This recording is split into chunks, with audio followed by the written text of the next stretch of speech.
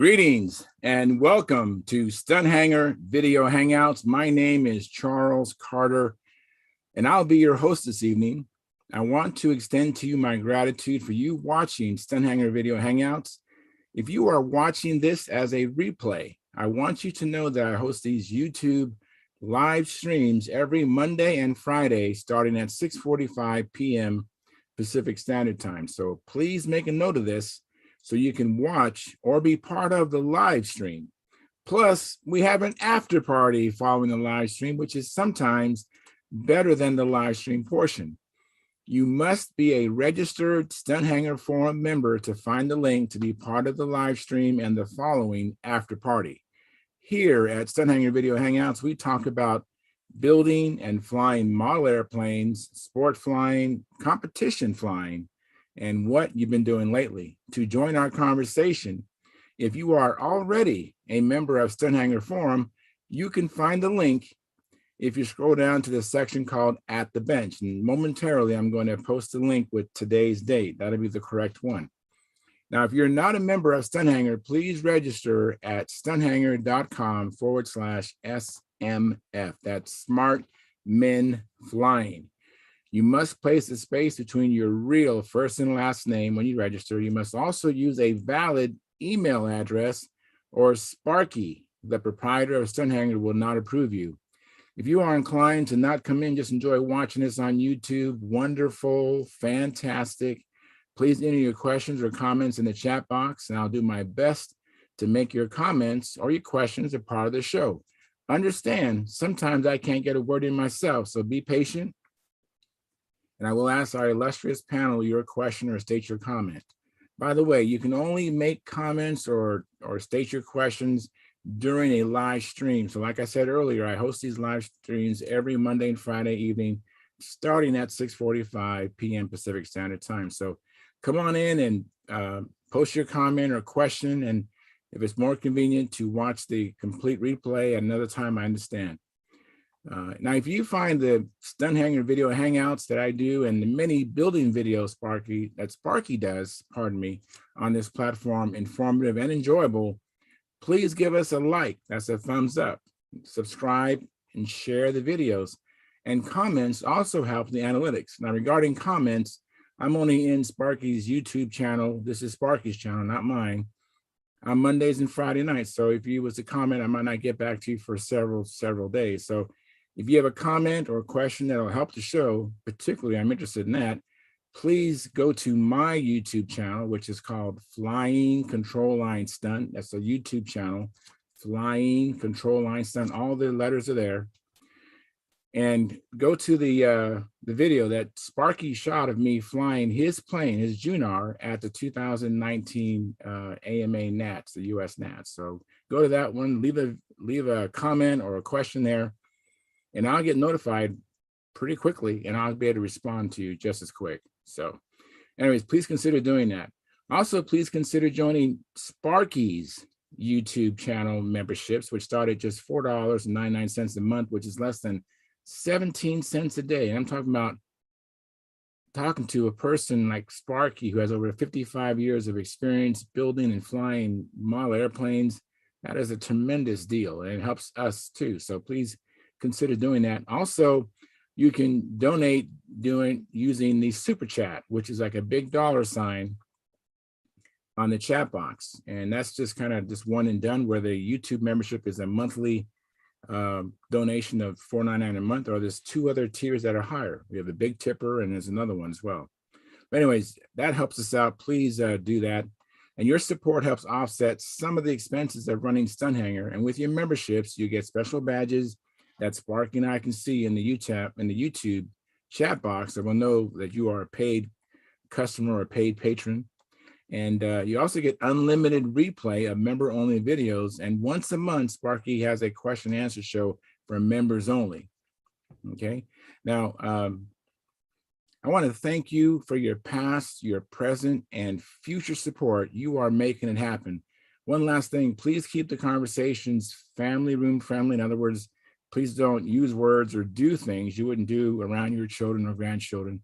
And without any further ado, I'm going to post a link at stunthangar.com And let me go there now and post that link. I thought I had it up. Let me see. Maybe it's over here. I have two monitors I'm looking at. And all right. So here's the link with today's date, October 8th.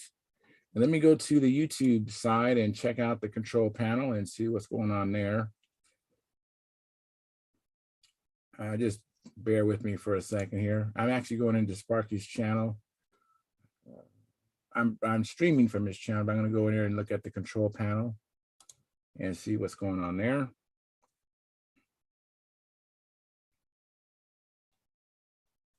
Oops, made a mistake.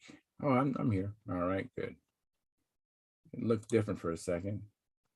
All righty, so let's see what's going on. Wonderful. Looks like it's all working, and we have 7 concurrent viewers. We have 4 likes. So if you haven't hit the like button, please do that. That helps the analytics of the program, and we appreciate it greatly. So right now, there's no one in the chat box, and let me see what's going on what we got going on here. See if anyone is trying to come in. No one's trying to come in at the moment, but hopefully I'll be joined by some regular contributors and participants, and hopefully some new guests. I love when new people come in. It seems to add a lift to the program, and I'm always happy to see new people come in. Happy to see the old people or the old guys that come in too as well. So, today, here comes Mike Millard. Hey, Mike. So as soon as you finish coming in. So anyways, it was raining here. I know it's not supposed to rain in Southern California, but it actually rained here. It's been raining, I guess, since yesterday. And I'm not sure when it's going to subside, but so our flying side I'm sure is muddy and slippery. Probably wouldn't be a good idea to go flying. Even if it wasn't raining, I'm sure the soil is still too wet and mushy. Yeah, I hear you now, Mike. I can hear you now. How are you doing, Mike? Hey, Charles. Hey, Mike. Am I the first one here or something? You are the first one. Oh my! I need don't my know if I lousy camera. Oh well. That's okay. That's okay. I'm happy to see you, buddy. Thanks for coming in. Good to see you too. Kind of odd that I'm first. Usually there's 3 or 4 already here. Yeah. I'd you know what? It's Friday night, and Yeah. Friday night's kind of a sometimes people want to go out, or it's one of those nights. I mean, I know that I can't do a lot. I always tell people I can't do anything on Friday nights and Monday nights. So, and then I work some other nights. So it limits my availability, but I'm happy to do this. So what you been up to? Just keeping on. Was working on an engine that I got cheap and was trying to fix a bad mounting lug on it with what I thought was a good aluminum weld rod, brace rod. Yeah. And I melted the case. Whoa, that was a good rod. The thing got hot. It burned. Yeah, it didn't melt at the low temp, so it ruined the case. So that one's parts for somebody else, or parts for if I get another engine for it. Have you heard from Phil at all? Say it again. Have you heard from Phil? No, I haven't. I have not heard from Phil, and hopefully he'll be in tonight. Yeah, that'd be nice. Hey, Gary.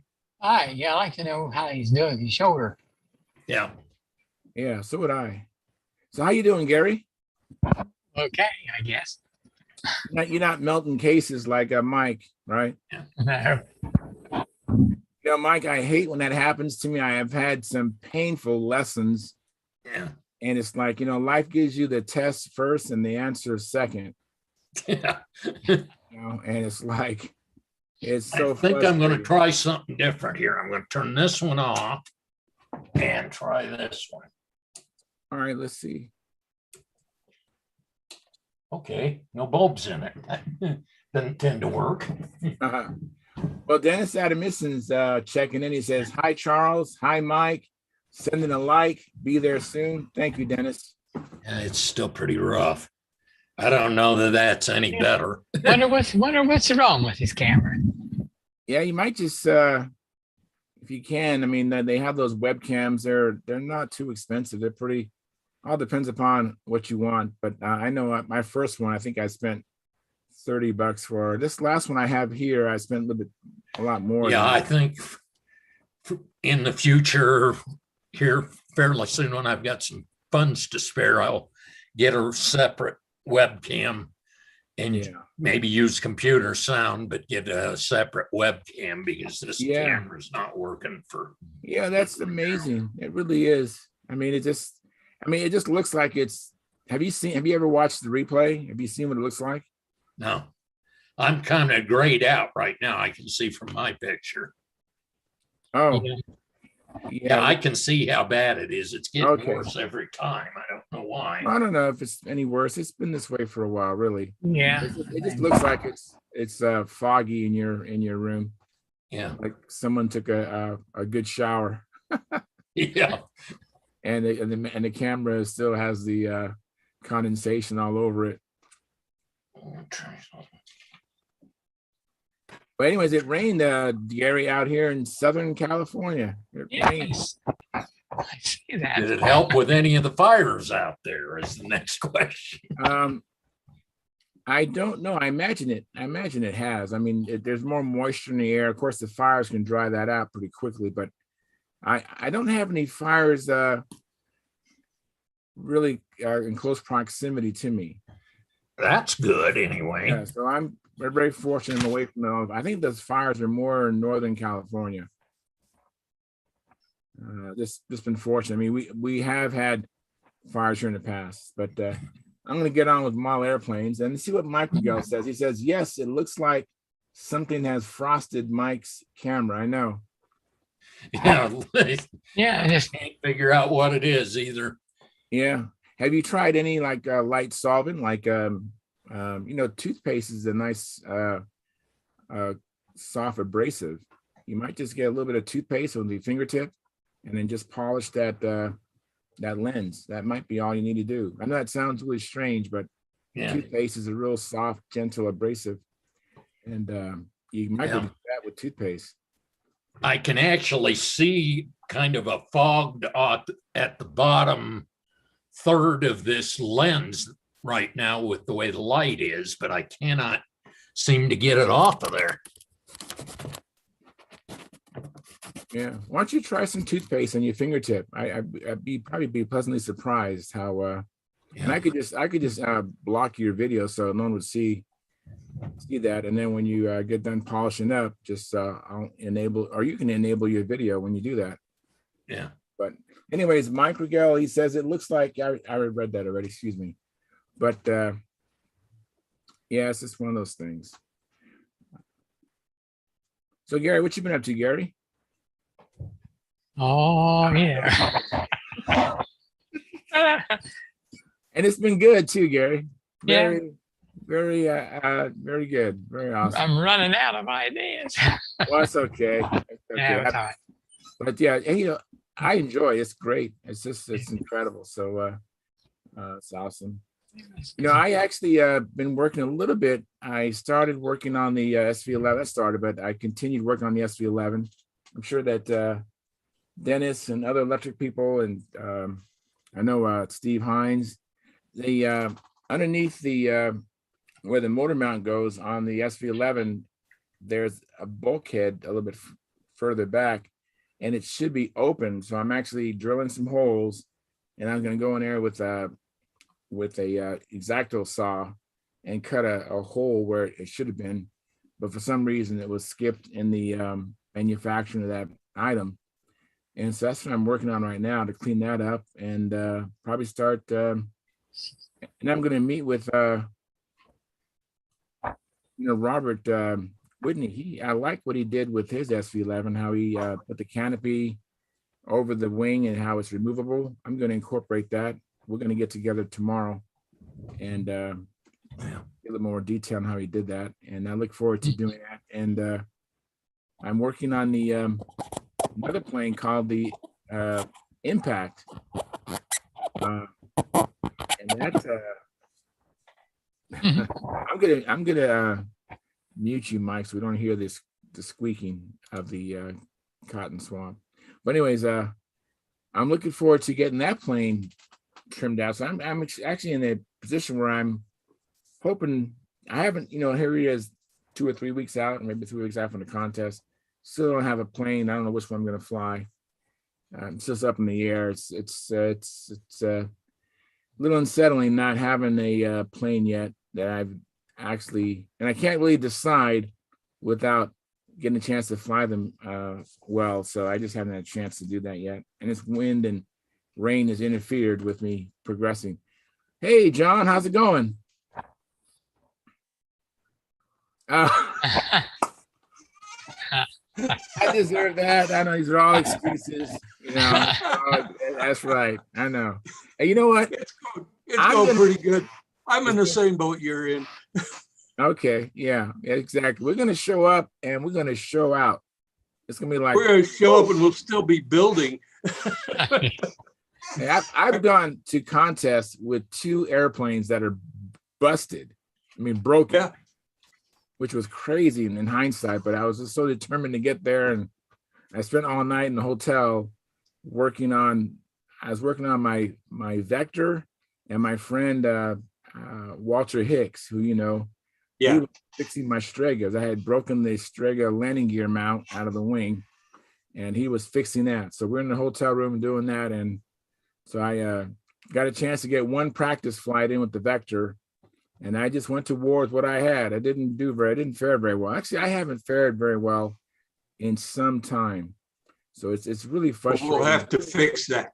Yeah, we'll have to fix that. I don't know if you've seen any of my scores, but they're all been terrible. I haven't, and people who know me, they've actually contacted me and go, "What happened?" They see scores so low, and I'll explain to them what happened. It's been a long time since I've come prepared for a contest. It's been forever. So you're gonna let Mike Lodke kick your butt? No. Okay. I'm still trying to locate stuff, and I've finally bit the bullet. I actually called Jim Lee today and ordered a new plunger, new syringe, Good. and I ordered the little tool to make my clips and some wire for that. And then I ordered, what was the other thing? Oh, a guide, drill guide for the motor mounts. Oh, good. Oh man, that's a nice order you made. Oh yeah. Well, and I wound up, I got checking most of my stockers and I didn't put them away well before I got electrocuted. They weren't oil right and set up for storage, and most of them need bearings. So, So I called up Tom Dixon, and I bought. He has a Stalker 66 that he was running. That's what I wanted. So he sold me the one out of his airplane. He says he's got about 100 runs on it for a good price. And so I've got that coming, and I'm sending a couple of my stalkers to them to get new bearings put in. And so yeah, I've been having to do that because I've got an order for $180 for parts, for fixing airplanes and tanks and all that kind of stuff. So and I'm up against the wall. How you doing, Howard? So I'm up against the wall. I don't have any hinges. I don't have any decent ball joint things. So I'm waiting for all those to get there. They shipped out yesterday or the day before from Brodak, so they should get here soon. And then I got to go like blue blazes to get that airplane together so I can get out and get some practice flights. Haven't had any practice flights for 6-7 years. And that's electric too, right? No, he's going glow. Oh, glow. Yeah, I'm going glow on this one. Okay. Yeah. I couldn't help it. I've been buying a lot of electrical stuff, but I got what I bought is right for airplanes that I got in line to and I thought, well, it'd be cheaper for me to go with Glow because I got all these Glow engines, and then I find out that they all got bad bearings in them. So now I wish I'd have gone the other way and went electric, because it's cost me more money to get set up with an IC setup now. Yes, I feel your pain. I definitely understand. I found I got one handle kit from Brett Williams, so I can make a handle, and I got some lines that I can make up, and so yeah, I don't have a nice starter. I'm gonna have to find one of those. I found somebody that had a sanding bar. Actually, it's permagrit, and it's on a bar. And I found one of those, and it's got one side is fine and one side is a little coarser. And I ordered that. I was lucky to find them. How long is it? 11 inches, the one I bought. So anyway, yeah, I've been spending money right and left on getting this airplane ready. Well, we're gonna have a blast. It's gonna be fun. And I know it's gonna be fun. That's why I'm willing to do it. Yeah, absolutely. It's gonna be like a mini Stunthangar hangout. My kids was asking me, what am I gonna do that night, Friday night? I'm hoping that the Wi-Fi will be sufficient, or maybe I might need to do some other end around to make sure that I can host a show, at the same level I'm accustomed to. You might go over to what's it, the guy running the show there, his house. Oh, that's an interesting thought. Yeah. You Ruben could McBride. Yeah. Yeah, you could run the show from there. That's a possibility. I know that I spoke to Ruben just a couple of days ago, and he ended the conversation saying he enjoyed talking to me. So maybe we'll do that. Otherwise, we'll be doing it on the Wi-Fi at the hotel. Yeah. And I hope on your laptop you got really good protection, like a VPN and all that kind of good stuff. I do not have a VPN. I don't have a VPN. You need to get one. Okay. Because then they don't even know you're there. All right. I'll look into that. Yeah. Let me say hi to Howard. Hey, Howard, how's it going? Going okay. Now, now it's raining down here in Southern California. So have you been able to fly up there? And you're in Washington, right? Yes. So how was that? It's lovely here. Nice. I went to Oregon yesterday to retrieve my toolbox, which I left at contest Sunday. And it's nice there. Oh, cool. So that's wonderful. So someone had your toolbox for you? Yes. Oh, great. Oh, that's awesome. Yeah, it beats last time. Yes. Yeah, I know. I was thinking about that. Yeah, because that's no fun putting together a new field box when you used to having everything, and you'll discover, oh, I don't have that. Dang it. Yeah. Tell me about it. Oh, I know. Yeah, I have not had that unfortunate experience, and that gives me trepidations thinking about having to start from scratch.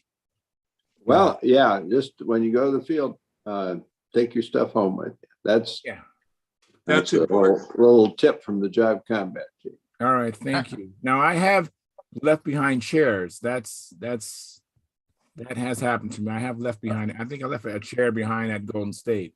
Yeah, somebody left a chair at this contest too. Wasn't me, I don't think. I think that's pretty typical, Yeah. But so anyways, I'm glad you got your box. That's great news. I have a couple comments here in the chat box. Let me see here. Marcel Legrand says, evening, Charles and everybody. And Mike Regel says, I remember that Mike's camera didn't used to be that way, but it's been foggy for several weeks. Yes, I know Worse tonight. he's aware of that. And It's then like go ahead. it's like somebody spread some Vaseline on a lens. Yeah, kind of like that. Yeah, yeah. And then Montana Farmer, he says, Mike, is the glass lens or is the lens glass or plastic? That I don't know for sure. It's on a Pro 100 HP. It's an older computer. Maybe people get cataracts when they get old. Yeah, I think the computer's got a cameras do too, right? cataract on the lens. Maybe cameras do too. And Greg Biswick says, how is Walter, Charles? You know what? I haven't spoken to you referring to Walter Hicks, I believe. You know, Walter Hicks and I, we usually talk when he drives down from Oregon down to Redlands, California. And usually he hits me up when he's either going or coming. And we talk for until we get into the mountains or until he gets in the mountains, and then it gets too bad. But so I haven't spoken to him, but last time I spoke to him, he's doing well. I think he was absent from the contest last weekend, as were the other Medford guys. Really? Yeah. Well, I'll reach out to him. Reprimand him for that. I'll try to call him Saturday and see if I can talk to him and say you're being missed and how he's doing.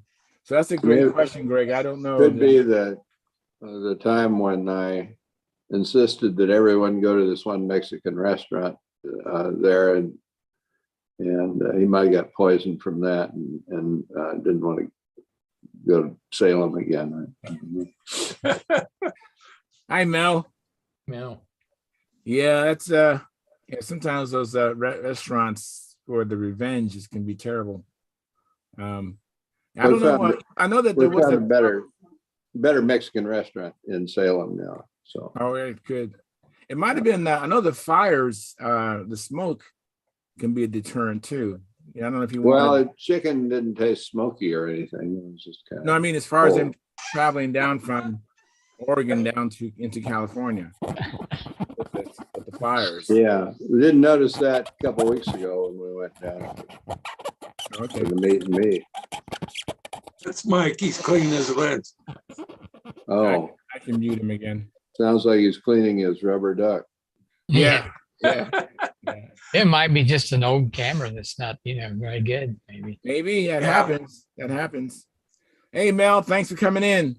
But he can get one of these aftermarket units like I've got. And you can plug that into a laptop. It'll work just fine. And yours looks fine. And mine's a aftermarket camera as well. I'm not using the camera with the laptop. Even though a laptop, this one's not that old, but everything wears out. Everything goes away. Just a matter of time. Yeah, I'm wearing out fast myself.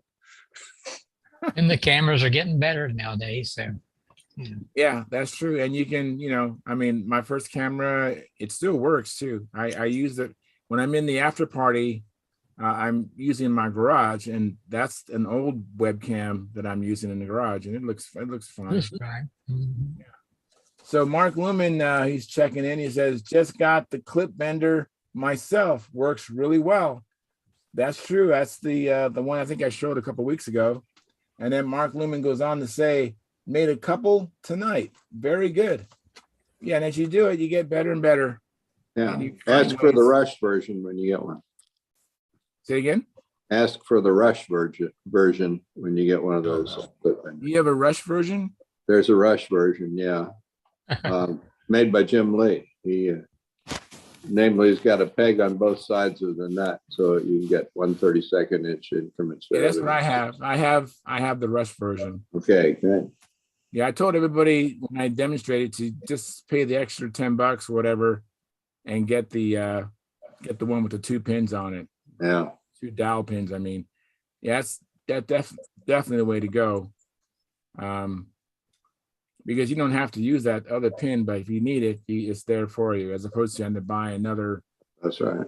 it's always better to pay a little bit more the first time, because if you don't, then you end up paying a lot more buying the first one and the second one. Yeah. Now you spend almost over $50 to Yep. get what you really need. So it's better just to buy it the first time. Yeah. So that's good. Mark Lumen's been in clips. So maybe instead of me sending all the clips out to Mike Lonke, maybe he can get Mark Lumen to do it. Plus, Mark can fly his airplane or helicopter and deliver them. Well, I thought he was going to go fly it in and land it in Mike's backyard. And he was going to go flying. Yeah, and they could bring the clips he made for Mike Lonke. Yeah, right. Land here at the heliport at JCT Manor. Yes. Yeah, you have one there. Yeah, Yeah. I did. Yeah, they made you take the lights down off it or something? No. Oh, okay. Has anybody ever tried to land there? I mean, an uninvited pilot? No, not since we've been. Oh, that's good. Yeah.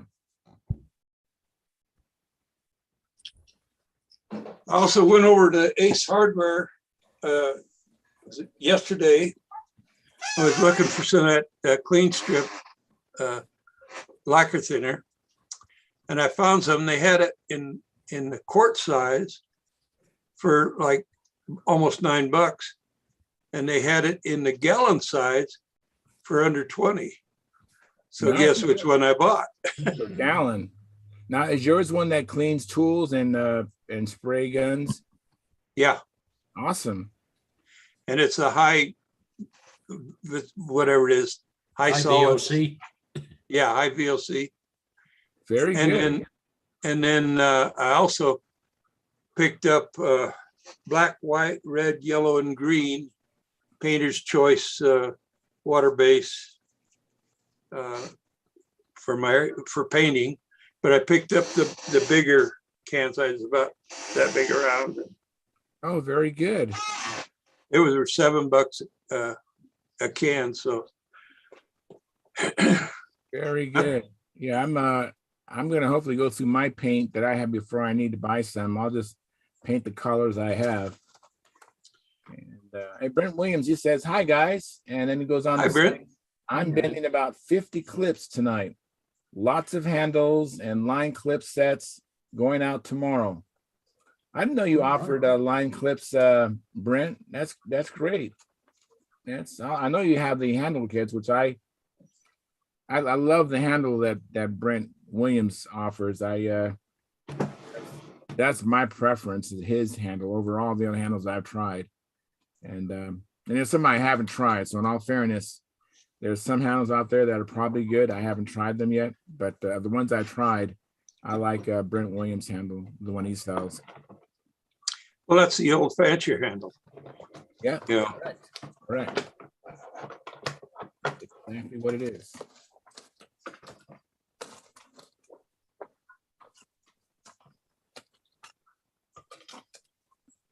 I figured out how on that SB11 how to make that center section removable. Oh, great. You want to do a tutorial now, or maybe when you finish it? Well, maybe when I finish it, I'll Okay. do it.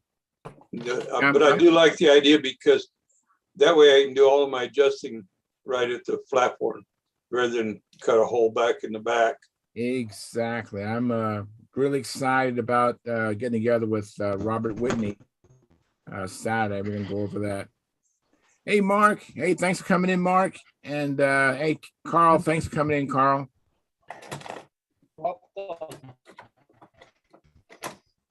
Wow, the I was old getting gang some is deja all vu. here. Evening, everyone.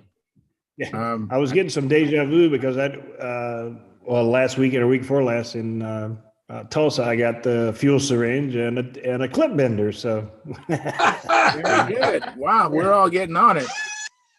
And we should, did you tell the clip bender works really well. you should I tell made Jim something. Lee, hey, I got the tip from Charles and the gang on Stunthangar. Great. So you got to meet my good friend Jim Lee, huh?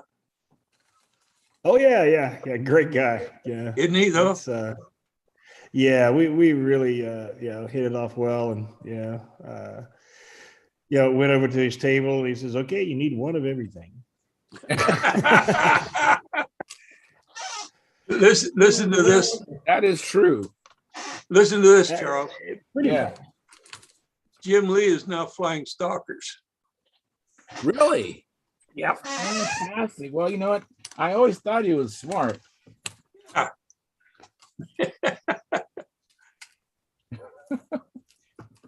Yeah, but I don't think he's doing 81s though. He's probably still, he's doing smaller planes. 66. Okay. Yeah, I'm not familiar with that flavor. I have never even heard a 66 run. I've only heard a 76 run, and of course my 81s, I've ran those. Well, I don't know what he was running. He was running a. I don't know what he was running in Tulsa. Depending on what plane was he flying? He has a 51 and a 66. He was flying his Humongous. I think that's the 51. Yeah. How'd it sound? That sounded good. Kind of deep, deep throaty sound. Yeah. To give you an idea, Charles, the Stalker 66 turns a 14-inch prop.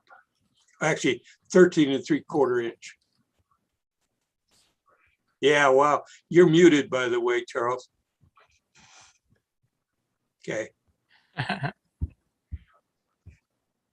Everybody's muted except you and me, Mark. Yeah. And Howard. Yeah, well, that worked. Yeah, they left the bright ones on. Yeah. I don't make a lot of noise cutting the bag open. I try to. I'm always muting everybody, and so I figure I should mute myself if I'm gonna make extra noise. Okay. Yeah. I turn my back on, John, just to make you feel better, so you wouldn't feel alone. So, So Mel, what do you got there you're chewing on there, Charles? Oh, this is a Boom Chicken Pop. Boom Chicken Pop. Boom, baby. So, hey, Tryon, thanks for coming in. And I think Mike, we have a Mike come in. I'm not sure which Mike. Oh, it's the Mike Millard. That's right. And Mel, what you doing back there in your shop? Oh, I'm playing with this. I just framed it up. Ooh. Ooh, a Yak 9. That's just the old Yak 9. I didn't have one. My first big airplane that I saw when I was a kid after flying some 049s, a guy was flying this, and I was enthralled. It had a 19 on it, an Indian 19. And it's just nostalgic. And so I've held on to this kit forever. And I decided to go ahead and build it last week after watching you guys. And man, I think they purposely found the heaviest balsa to build it from. Welcome to Sterling. Yeah, It's Sterling. Sterling, I like that. You know, though, that is old time legal. Yeah, they said somebody told me that if it comes out too heavy, put a carrier hook on it and play in that sport carrier in the Northwest. I seen a GB doing that sport carrier GB. I thought that was pretty funny, but I might do that, But I guess you'd run the throttle with an RC servo, I guess, so you don't add a weight of the line. I don't know how they do it. So I'm just trying to decide what engine, and I have a few options, but I don't really know what to put on it. I have What are your options? Well, I have just about anything. I've got a lot of engines in this size range, from ball bearing ones to old Foxes to You got a Vico 19. FP25. I got an FP25 RC that I could put a Venturi on, but I kind of like the idea of being able to run the throttle, But Yeah. this one I've been kind of working on. That's why it's tore apart. But Yeah. That's You an got a FP. Vico 19? I do have a Vico 19. That'd be perfect on it if you don't want a throttle. That'd be a good one. Yep. That Vico 19 has got a lot of power. Yeah, ball bearings. I've got two of those. I guess I'd have to make a Venturi for it. But it'd be nice and light, wouldn't it? Yeah. Would it work good at this altitude, John? Oh, absolutely. Absolutely. I'm at 5,200. I'm a little higher than you, about 1,000 feet up. Well, yeah, you're about 800 feet above me, but you know, you're going to be running 10% at least nitro. Okay. And I'll dig the 19 out then. Yeah, try it. I think you'll like it. It even has a throttle on one of them, you know, with that exhaust baffle. Yeah, I guess they work, but I don't know how well. You know, if you want to do carrier work with it, you'll want that 25 on there. Okay, so that's a little bit more than. All right, now I have. I guess it's legal to run the FP35. I've got one of those, and they said it's legal to run the FP40. Really? Yeah. It's a lot of weight in the front end of that little airplane. That's what I think too. I was just going to figure out the wing area and then make a decision, but you might have made it for me. I've got a Vico 19. I'd love to use it. It's new in the box. New in the box? Oh my goodness. That's a treasure. New in the box. I'm going to figure out this wing area and then I'll go find it. I think it's about around 400 square inches. You got to put the flap area on it too. Yeah. I think I'm running about, I think that's going to be about, that's about 10.5 by 7. 10.5, 7, 17. That'd be the half of that. About 9 inches times 40 would be the mean. Yeah. So that's a 9 times 40. I got a calculator here. 9 times 40, 360 wing area. The minimum is 300 for that event. Yeah, I think the 19 would be great on there. Yeah. I'm going to try and find it. Excuse me while I go look. All right. Well, I got a comment from Marcel Legrand.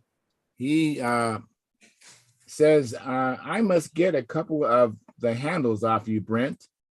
And I would concur, Marcel. You need to get a couple handles off of Brent Williams. I'd like to see that handle you guys were talking about. Well, I got a handle kit in here in the other room. I'll go get it. Well, that'd be great. All right, I'm still looking at that. Yeah, that Yak 9 kit just brings back memories. I remember going to the local hobby store as a kid, and I always eyed that Sterling box because it always captured my imagination just looking at that Yak 9, but for some reason I never bought one.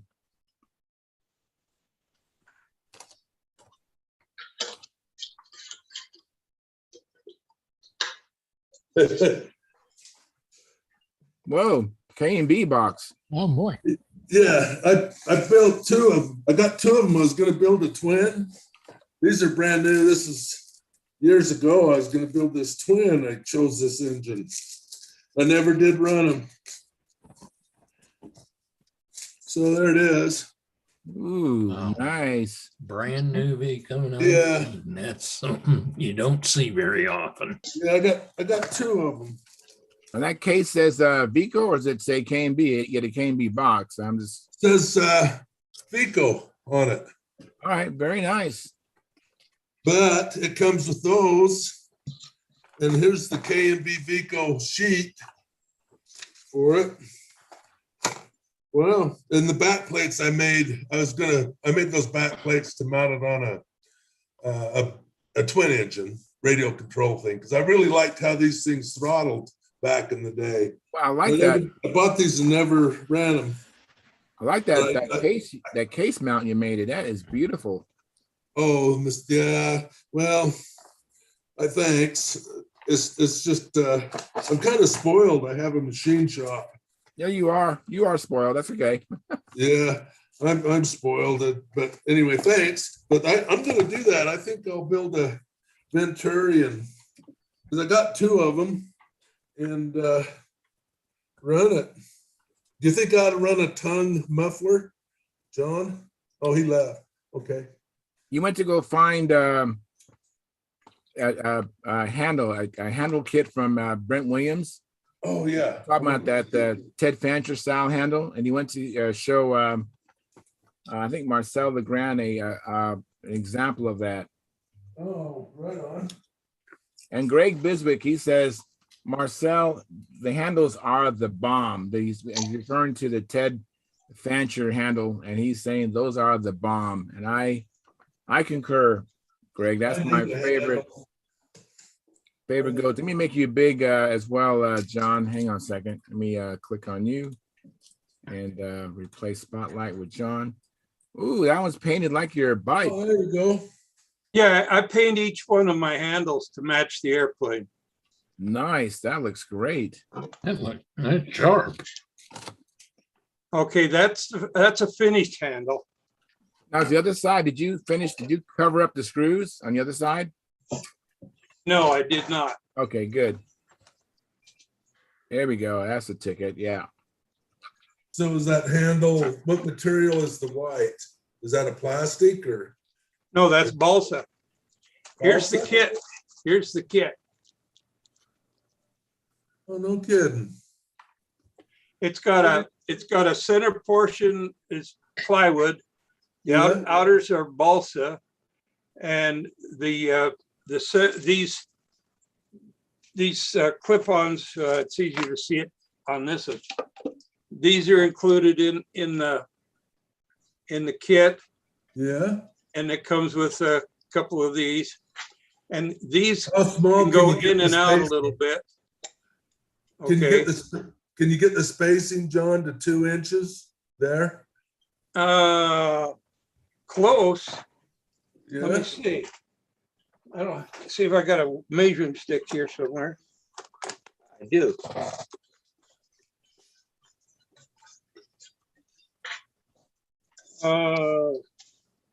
Yeah, it's about 2 to 2 1/16 of an inch. Wow. That close 2 enough? 1/16. 2 to 2 1/16. Oh, that's sweet. That's sweet. So Great You know, design. yeah, and it's very light. Oh, you like the light. Okay. Well, you want it lightweight because you don't want the extra weight holding your arm down in aerobatics anyway. You want it light so you can move quickly and easy. Now, Casmanauta makes a very lightweight handle, and several others that are out there. But I just been using the Fancher handle, and every once in a while I get 2 or 3 of these kits from Brent, and I mean it comes with just about everything you need in there. You know, How you much make is one of that? these. You make one of these in just a matter of an hour, and then How much is sand it that down kit? and paint it. I seal it with dope and sand it, and then I paint it with the colors. I'm paint it to match my airplane. That way, when I get ready to leave, if I'm taking an airplane that's red and yellow, I look for the red and yellow handle.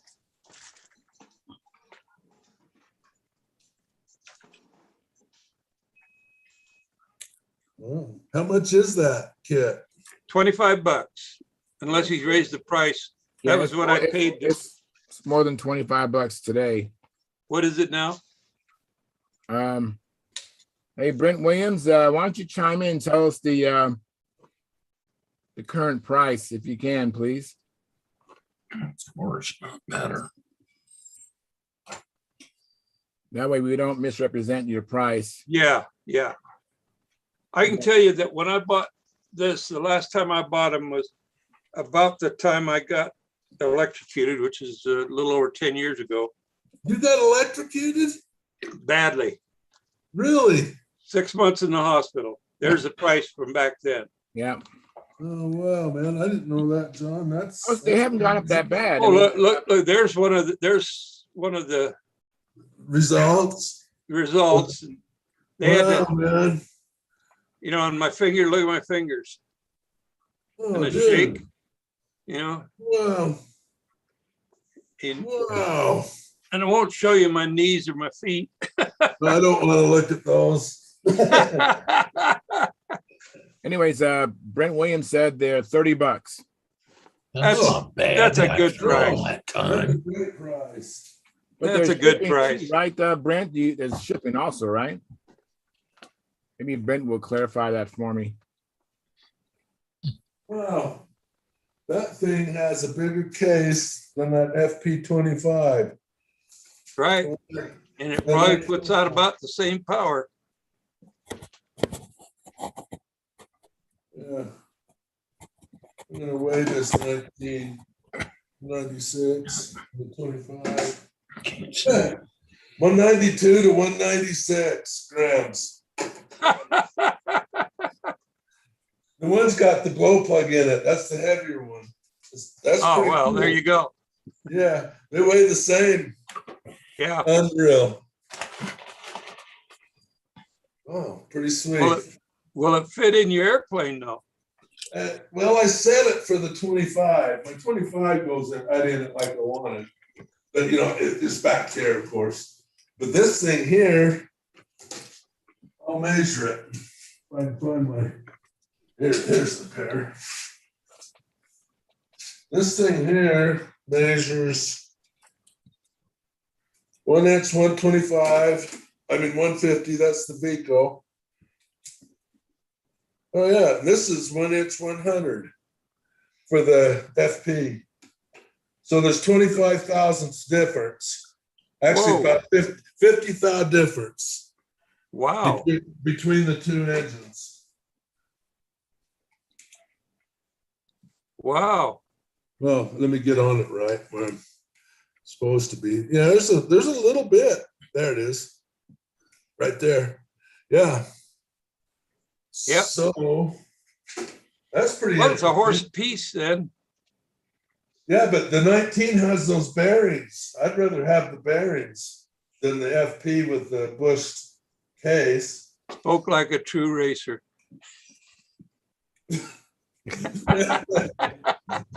That's almost embarrassing. I'm sorry. That's pretty funny. Okay. Now I can't. There they are. All right. Well, maybe I'll make a set of mounting bolts for both of those just to play with it. Yeah. Yeah. I think I Make will. yourself, you can make yourself a hard aluminum plate to put on there, a seat plate, Yeah. and you can, Yeah.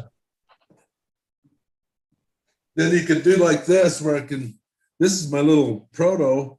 It's on plates and I can switch Yeah, over yeah. to the Profi or the yeah, Pico or whatever, exactly. whatever I'm playing with. Well, that's a cutie. Yeah, I was really surprised how well it flew. It went really good. I was happy with it. So I'm building 2 more of those racers. Here's the wing. You can Oh, yeah. see the carbon in it. They Oh, hold it yeah. up in there, and it's got a 1/16 tubing leading edge. This will get that 1/32 balsa wood. Fuselage, I'm partway there. You can see where the plates will mount. Uh-huh. Front, and here's some more of that rotor cell. And then Yeah. I'll build it up, and this will get sheeted with 1/32 also, and it'll end up like this. I'm just building 2 more of these. Oh, those are cute. One for the piped Profi, and another one for the Picos. Yeah, just to see, just for fun. Uh-huh. Yeah, it flies great, so that's why I want to build 2 more. I want to take Yeah. it Northwest in next Memorial Day. So it grooves real good for you then.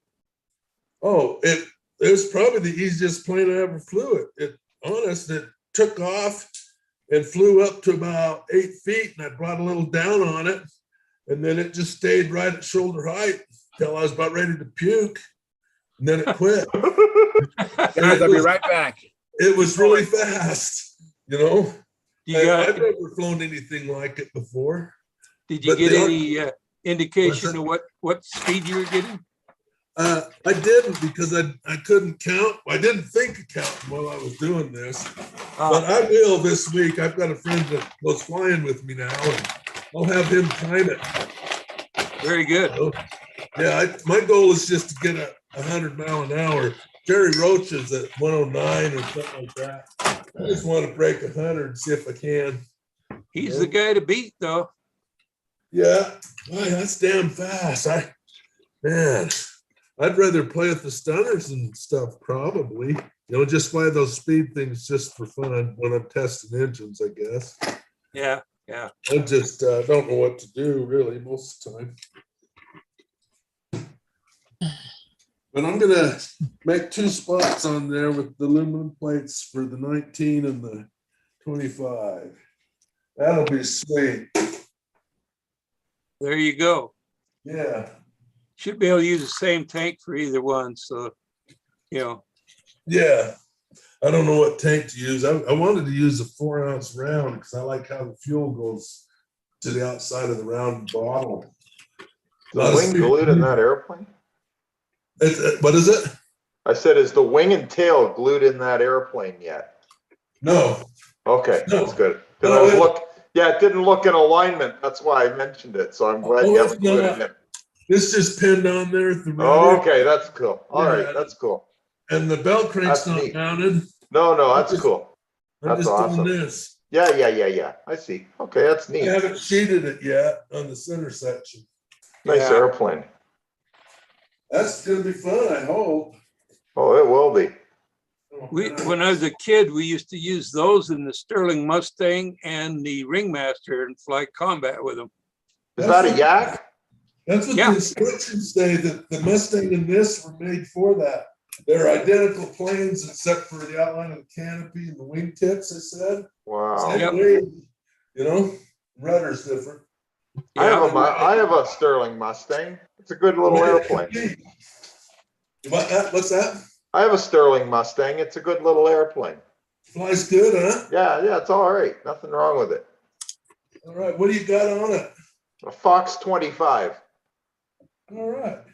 Yeah, it flies fine. Yeah. Got enough power. It flies okay.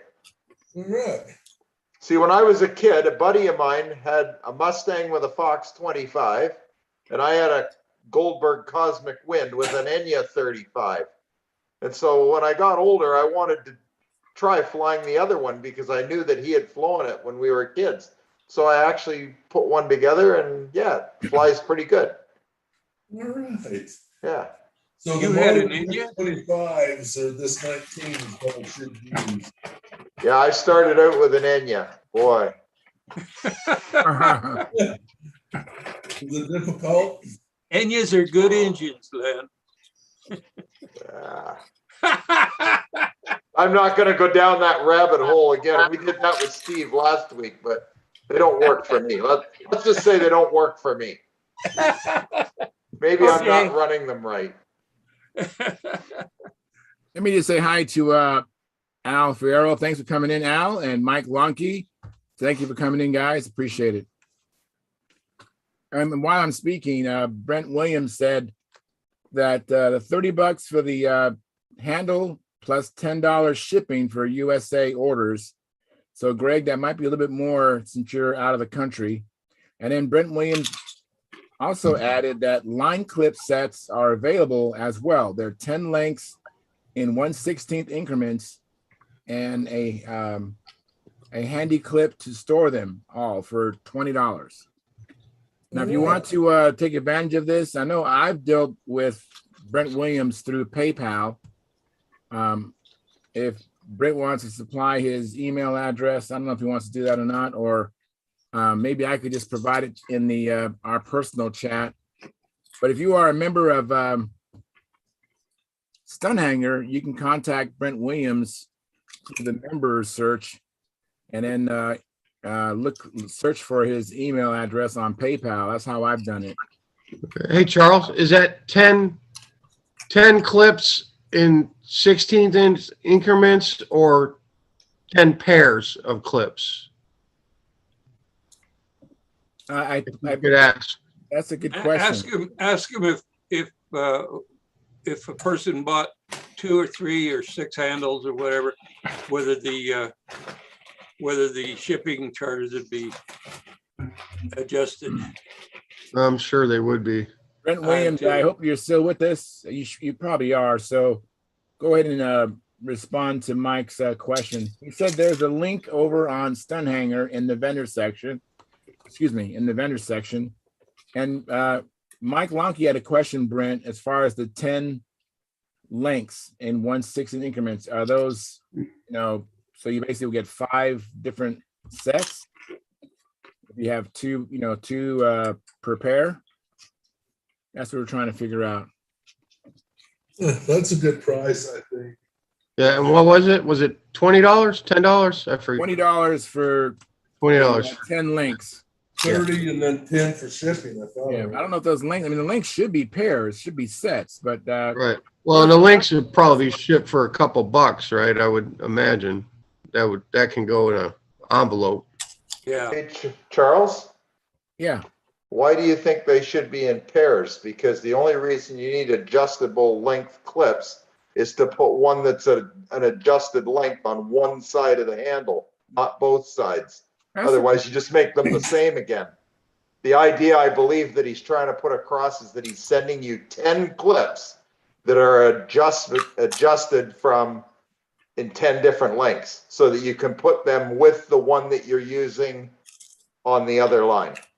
Oh, yeah, that makes sense, Len. That makes sense. I didn't think about the fact just a thought. That's what I'm thinking.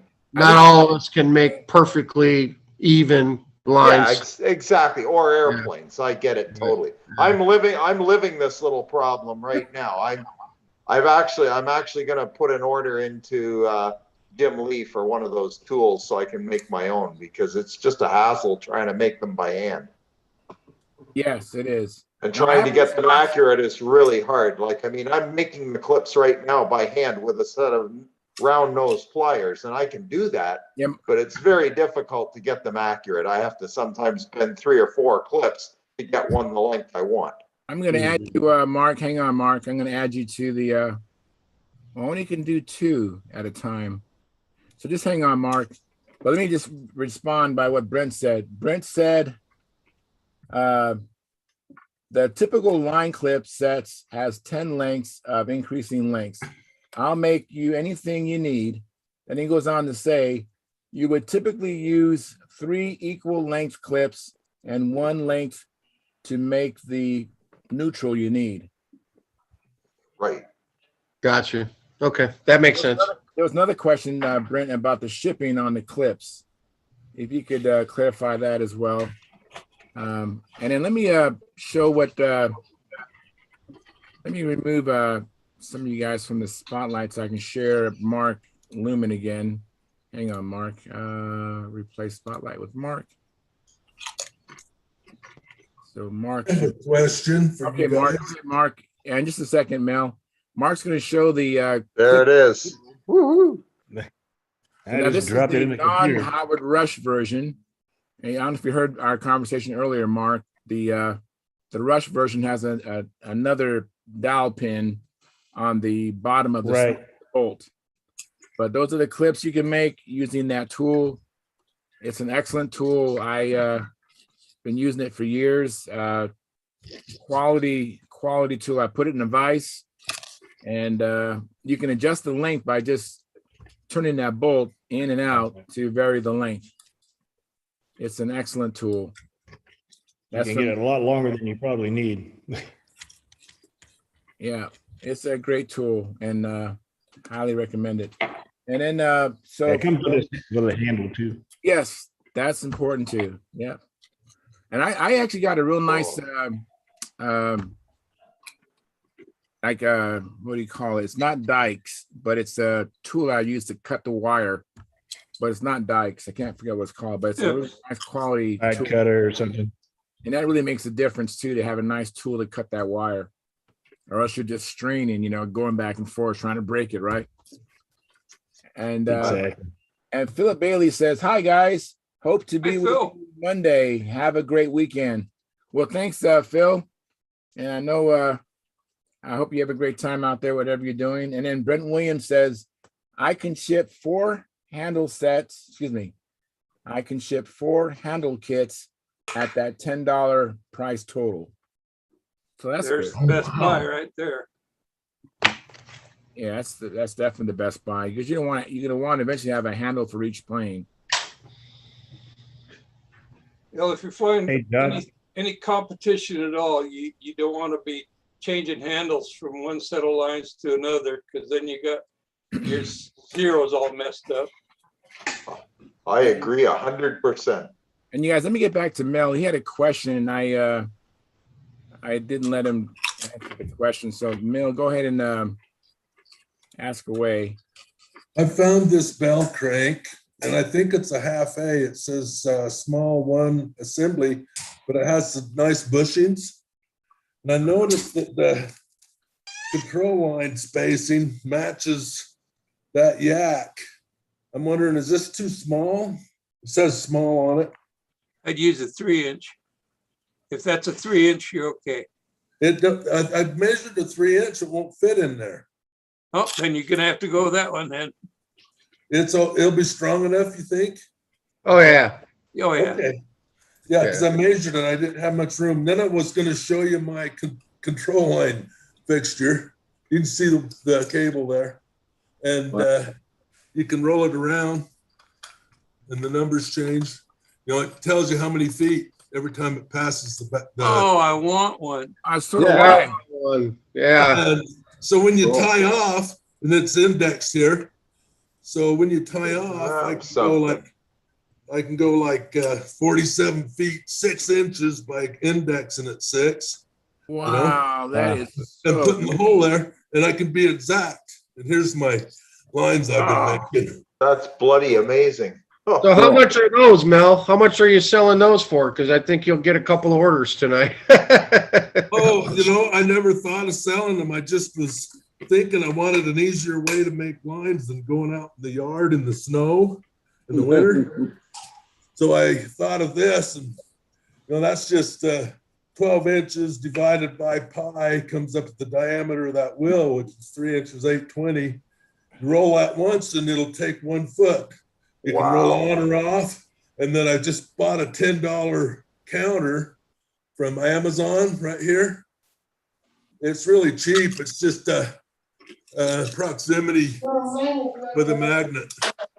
You know, and you can see it change as it goes. I'm guessing you machine that spool though too, right? I made the whole thing, yeah. Well, yeah. So you, you made the plate and that, yeah. Yeah, and there's my spacing, so it glides wow, good. yeah, that would be something none of us could replicate that. And I don't care if people want to. I definitely would buy one. I make lines all the time, and I have to go down my driveway. Yeah, I didn't want to do that. I didn't want to do that. I live in Southern California. It's not a problem, but like you, that wouldn't be necessarily be convenient. Yeah. You know, with the weather. It's raining right now. Yeah, it is. It's raining bad at my house. Yes, yeah, so will you think about it, Mel? Because I know that what am I thinking about? Myself. Oh, about I'm make one of those for. Oh, you know, you can make one out of wood. That'd be a hell of a lot cheaper, you know, for the plate. Make it all out of wood except for the wheel. And the wheel, I'd have to figure out how much they cost to make. I just used 6061. I didn't use any fancy aluminum. There's nothing fancy about that at all. Oh my God.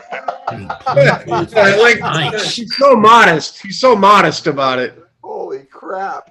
And that's that's where it counts the magnet as it passes.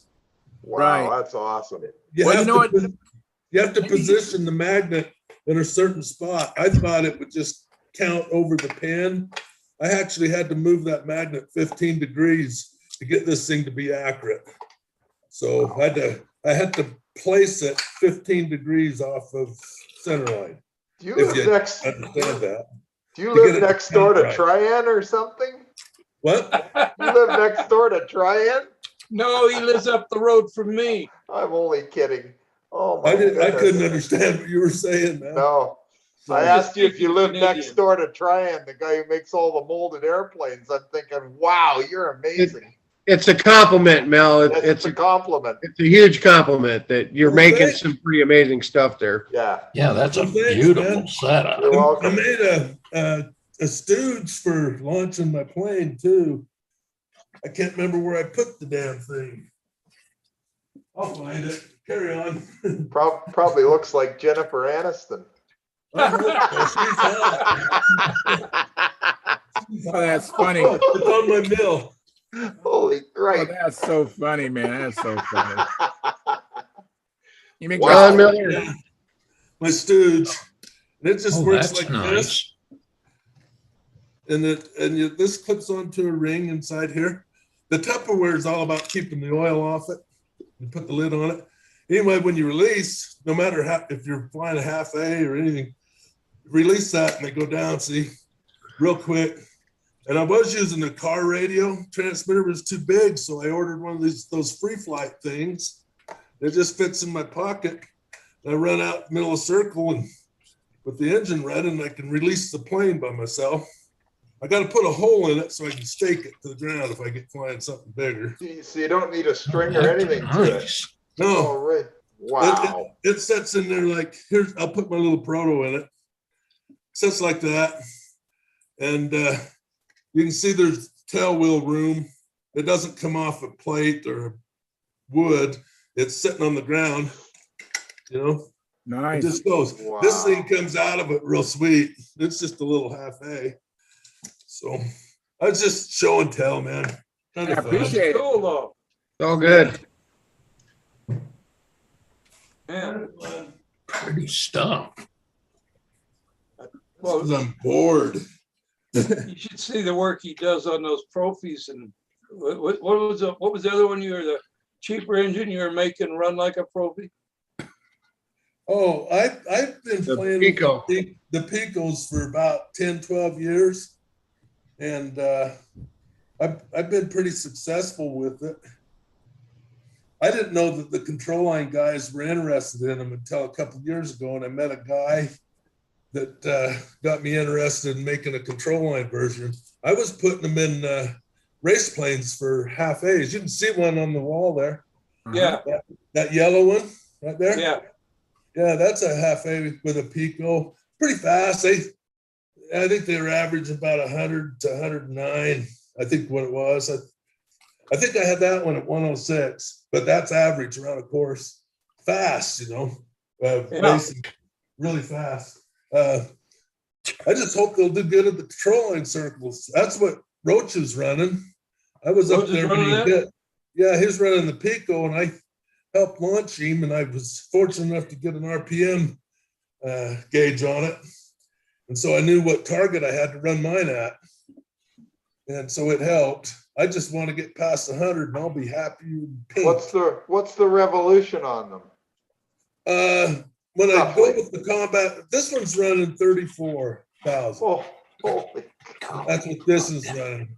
And this one's on a bladder. You can see a bladder under there. Wow. And that's just a control line clip that I used to shut the fuel on and off with my finger, you know?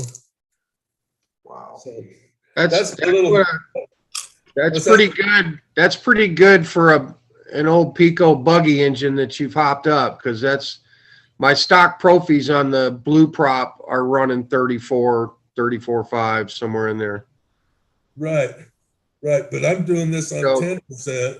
On 10, yeah. But Yeah.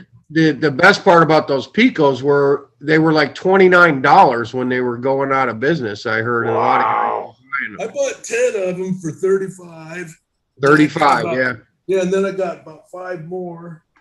I think I've got 5 or 6 ready to fly. I don't know how many piston sets. I got them for the piston sleeve set because I wanted to make my own engine, my own case around it. So anyway.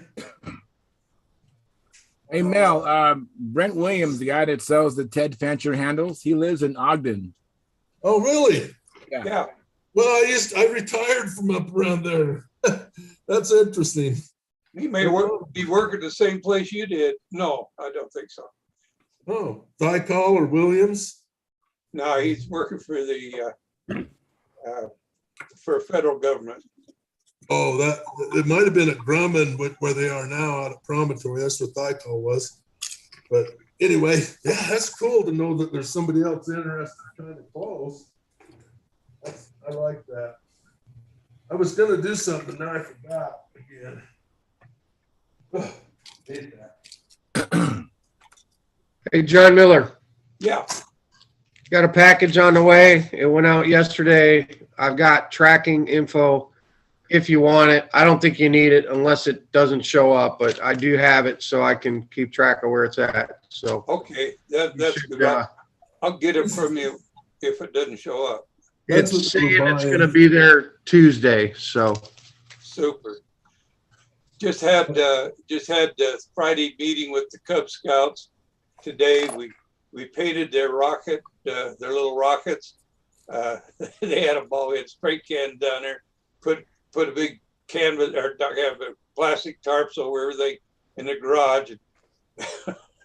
Had to keep them from painting each other. yeah, But we took them in after that while the paint was drying before they put the last coat on. Took them in and on the YouTube and watched them launch some big rockets, and that. And they got all excited about that. We had a great time, and they're going to be launching them a week from tomorrow, 10 o'clock in the morning. So hopefully right after that, I can just swing them right over into the rubber-powered model airplanes. Oh, cool. excellent. And that will be their introduction into building model airplanes, I hope. Here's something you might see. Hey guys, I have a comment from Brent Williams. He says the Exuron 2193F hardwire cutter is an amazing tool for making very clean cuts for the line clips. That's the Exuron, that's XURON 2193F. Where did he get it? Where'd you get it, Brent Williams? Google, Amazon, probably. I'm going to write that down myself so that I have one I'm happy with, but you know what? If I don't wear mine's down in my garage, I don't feel like getting it right now. But So here this is, John. There's the little Picos that. Oh yeah. That's what I do to it on both sides. Well, Yeah. there's and this is what I do. I run a different front, but they come from this. I don't use the crankshaft. I make my own crankshaft. So Yeah. that's What needle you putting in there? Looks like a Fora or a Profi needle you got in there. yeah, it's an F2. It's an F2D needle. Oh, FTD. Okay, so I've like used the TD also. The TD Venturi TD09 is about the right size. Either way, I kind of like that needle though. TD is pretty good. Pokes up though. Then you just get carving, and you can see my little crank in there. Oh yeah. It's a bigger crank. It's not 7mm. It's 8mm, and I've never broke one. I'm hoping not to. We'll see what happens in the speed event. Yeah. I know that was a common occurrence when guys first started using the Picos. They were breaking the cranks in them, and then I think Doug Galbraith was doing some crank work to them. Yeah, I did that. I was kind of competing with him. Yeah, I didn't really realize it at the time. He sleeved the crankshaft, which I thought was novel, and then ground the crank pin down and off center 4th thou, and that destroked it, made it an 050. I wasn't doing that. I was just making a new crank, bigger crank, But I didn't know that all these guys were using these things. I think they're really good little motors. I've been running the heck out of them. Fun. What props are you running on them for speed? What do you got? Some you just using the Rescue Glass stuff, or are you getting stuff from Mike Hazel, or the ones I got are from Steve Wilk. Oh, from Wilk. Okay. Yeah, there's 2 of them that I like. The P4 that was run on that GZ or CS, and then the other one I forgot, the C16. I think I got my tools out in the truck, but anyway, that's where the props are. They come out when I'm done with them about 4 1/4. One will have 3 1/2 pitch. The other will be a little more pitch, about 3 3/4. About 4.3 by 3 1/4 works good on the CS and this thing, Picos. I use the Fora drive plate, so because they're easy. I don't want to make that, I make the Venturi and carve everything else down. I'd rather, if I could buy it, I'd rather do that. But I'm hoping to get over 100 mile an hour. Now I'll quit playing with them probably, I guess, or sell them. I got so many of them. It's ridiculous. It's an obsession, like one of you guys said. Well, when they're that cheap, it's hard to say no, Right. Glenn Dye is sitting on. I was up at his house once years ago when these people were buying them, and he had a box of 125 of them. Oh my goodness! I've been trying to get a hold of him because I'd like 50 of them, just for the piston liners and to make stuff with. They're a good piston liner. I don't know. It's an obsession, no doubt. They're addicting. So anyway, I'm done showing and telling, but that's what I'm doing. I'm having a ball. This control line stuff is really tripping me out. I never used to think about it at all, that it would be a viable hobby, and it's fun. So I got a show and tell. You do? I want to see it. Look what I made, Mike. Yeah. Wow. Well, I still got Mel on there. Oh, somebody got on Aeromaniacs and made an Osborne platter. Yeah, I made it out of chloroplast. Does it ever fly? Holy crap! I was It shocked. flies good? You've already flown it? Oh yeah, Naomi's had probably 10 flights on it, and so have I. It's been amazing. Awesome. She's been looping it, flying it inverted, and everything else. It flies great. Well, wait a minute. We just talked about those Monday. Last Oh, week. yeah. So you've already built one and been out flying it. Oh yeah, I had it built and flying by Tuesday afternoon. Whoa. We didn't mess around. We were out there flying this thing, having a ball on Tuesday.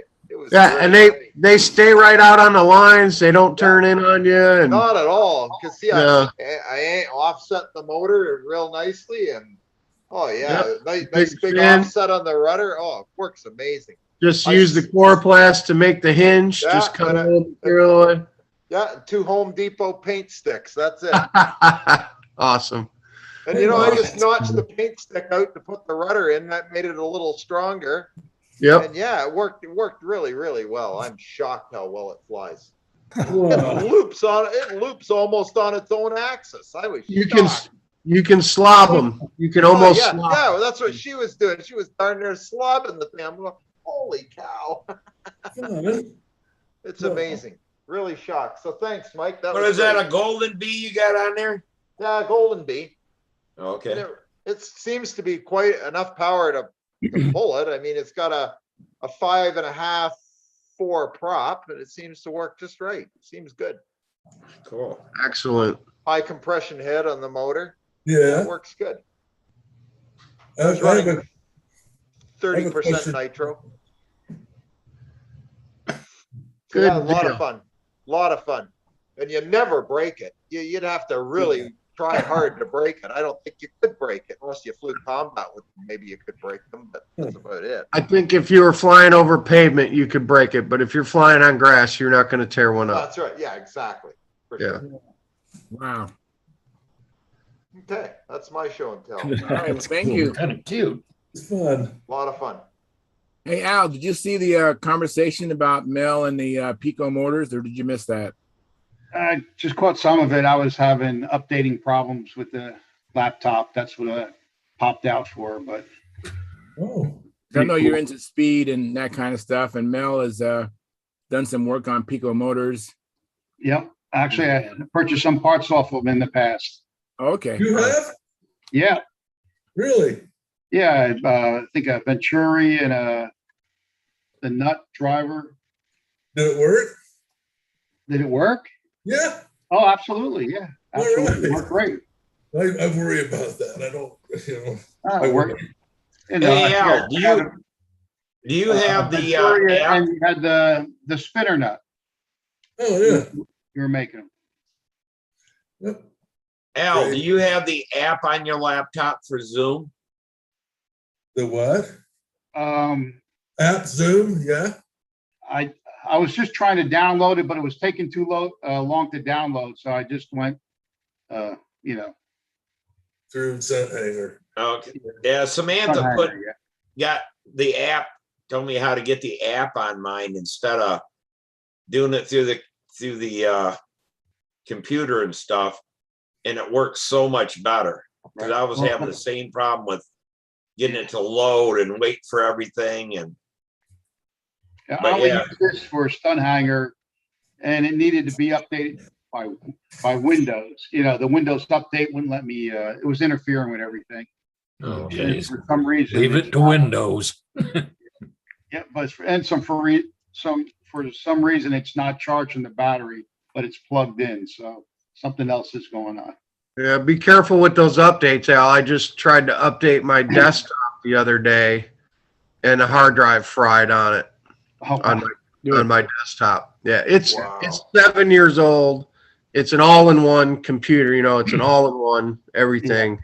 And I had my buddy come over and look at it, and he's like, "Yeah, your hard drive is toast, man." He's like, "I can put a new hard drive in it for like $50, but all your data's gone. Everything's out of there."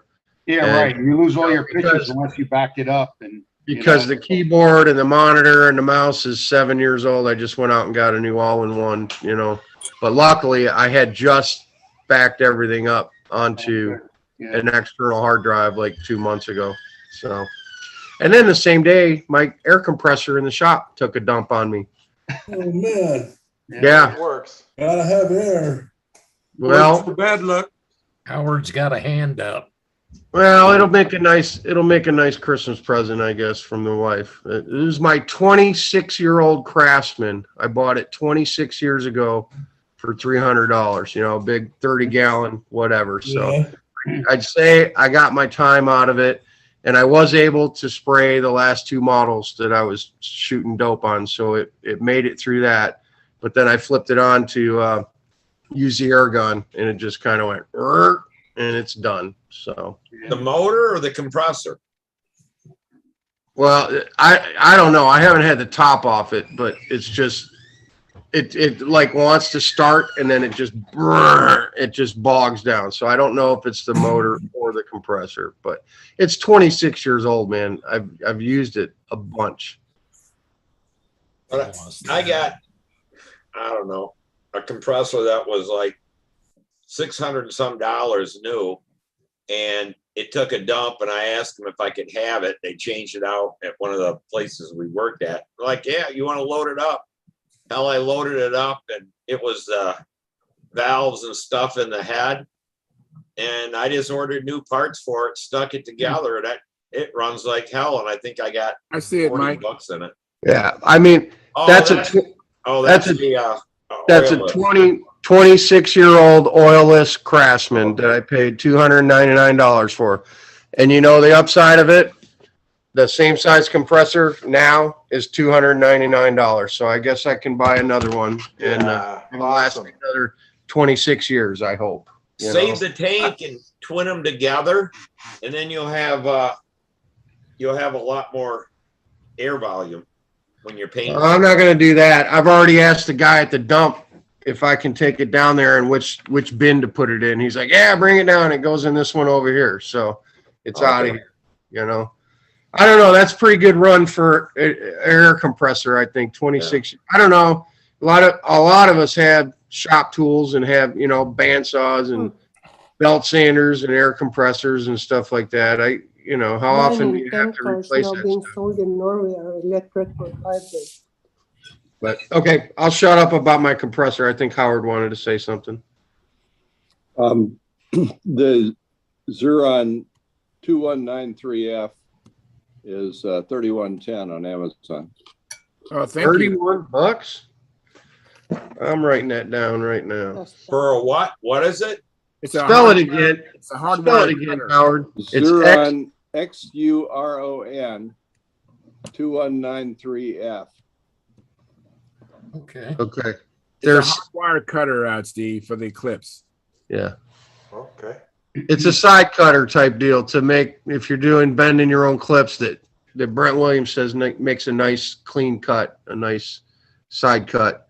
Because I read somewhere, don't you have to deburr those things a little bit if you're using crappy cutters, or put them on the Yeah. sander, put them on the belt sander a little bit and on an angle so that you don't get a big burr on them.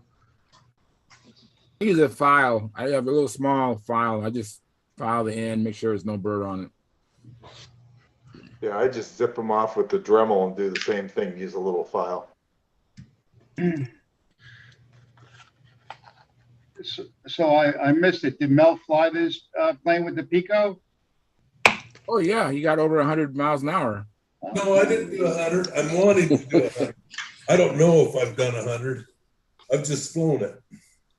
Well, he said on his RC race plane, your little yeah. pilot plane, you've gone over 106 or something, right? Yeah, on the RC. I thought you were talking about little control. And is that pattern? I'm sorry, not pattern. Is that pylon? Is that half a pylon? Yeah, Yeah. Okay. that's right here. I got the engine out of it because it's in the control liner. This thing weighs in at 16 ounces even. It's composite. You can see the carbon in the fuse. Marty Hill from the Ladd, Idaho, kitted these. You have to put it together. It's a vacuum bag. There's no balsa on the wing. It's all fiberglass foam. And it comes out at 16 ounces. I got the engine out of it. This is my charge cord. Battery turns it on or off. Elevator and aileron only. What's that? Elevator and aileron only. Yeah, and then I have a fuel shut off because man, when they go wild on you, the best thing you can do is turn her off. And I've had one fly away at a race that I forgot to turn on. I launched it, three other guys. It flew out perfect trim till it disappeared. I was so heartbroken because you put a lot into them, So do you guys run those on a bladder as well? no, and crankcase pressure. Crankcase pressure. Okay. That's what I found works the best in these because you don't have to deal with the bladder pee-in or whatever at the start line.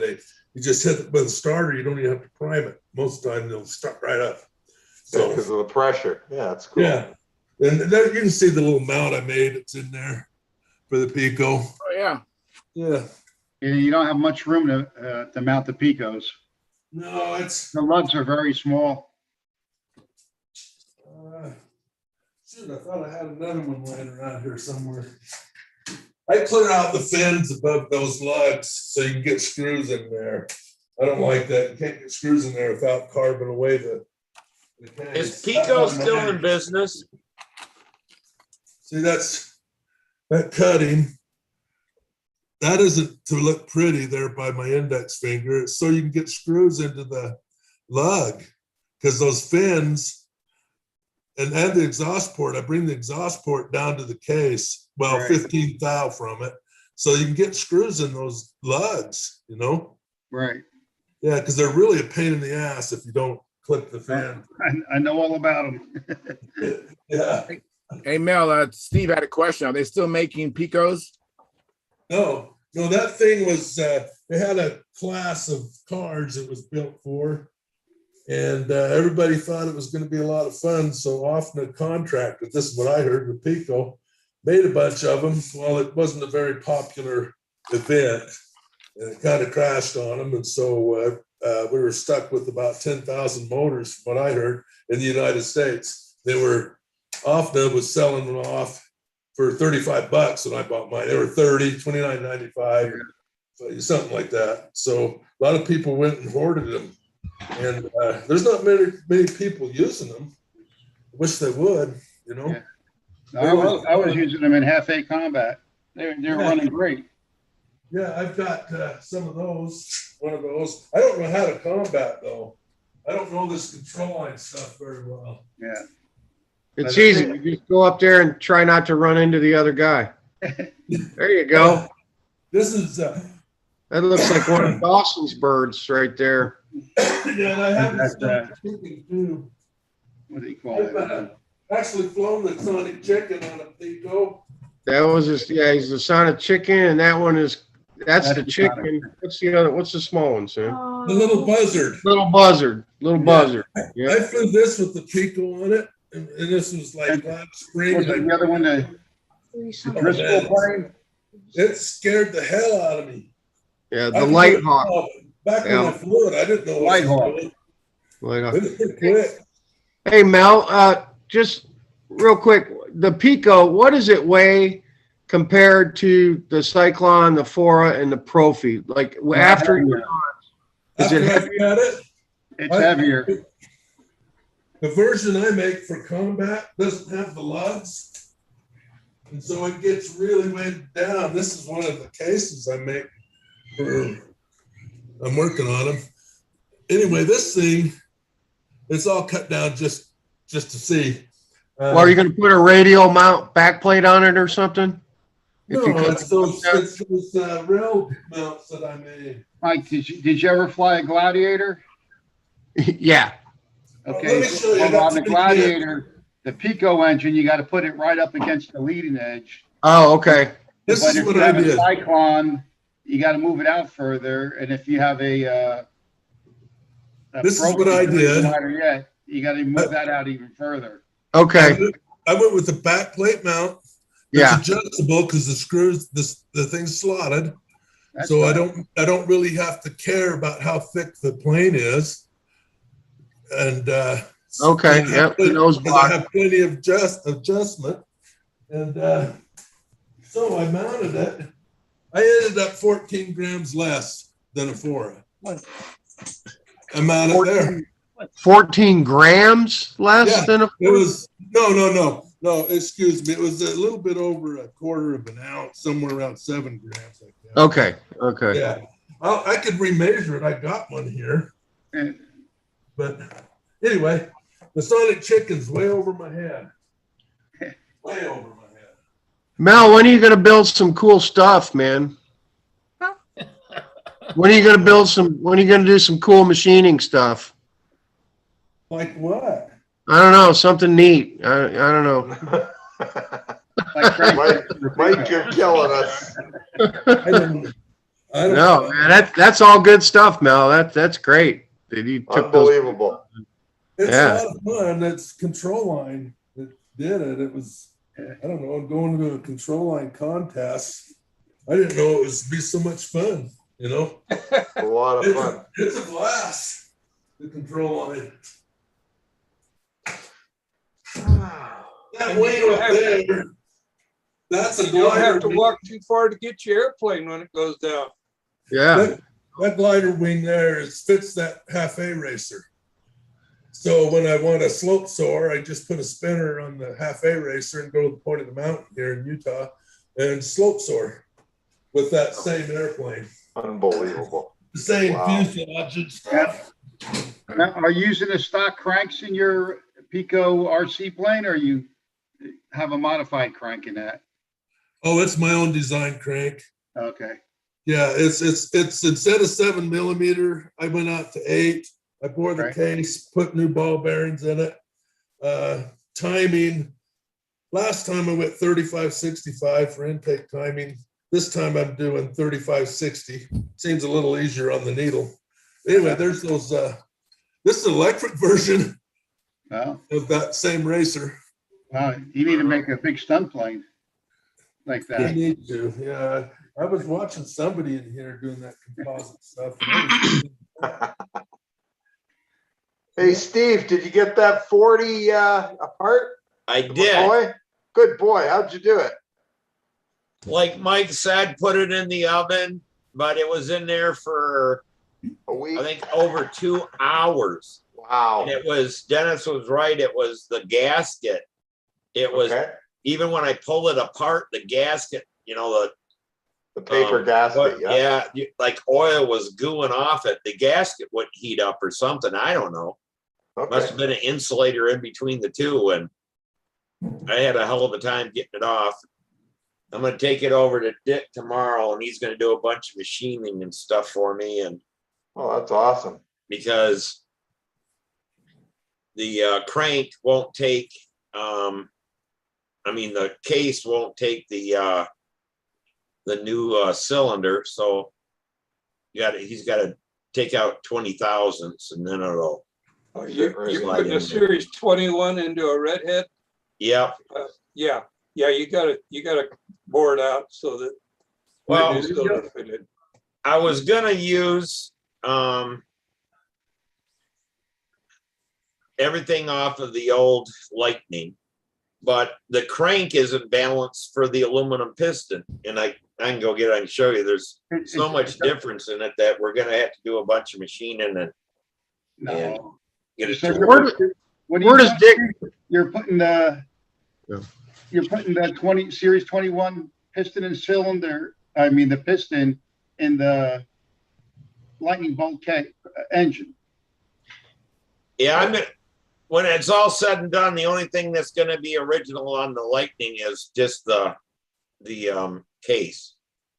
I'm putting all the Series 21 stuff into that case. Well, I'll run and get some. I'll show you here in a second. Well, I can tell you how I do it, and my friends do it. They copied that, and they even with the 40. But I'll wait till you come back. Yeah. I mean, my engine, my McCoy 35, it's an amazing engine.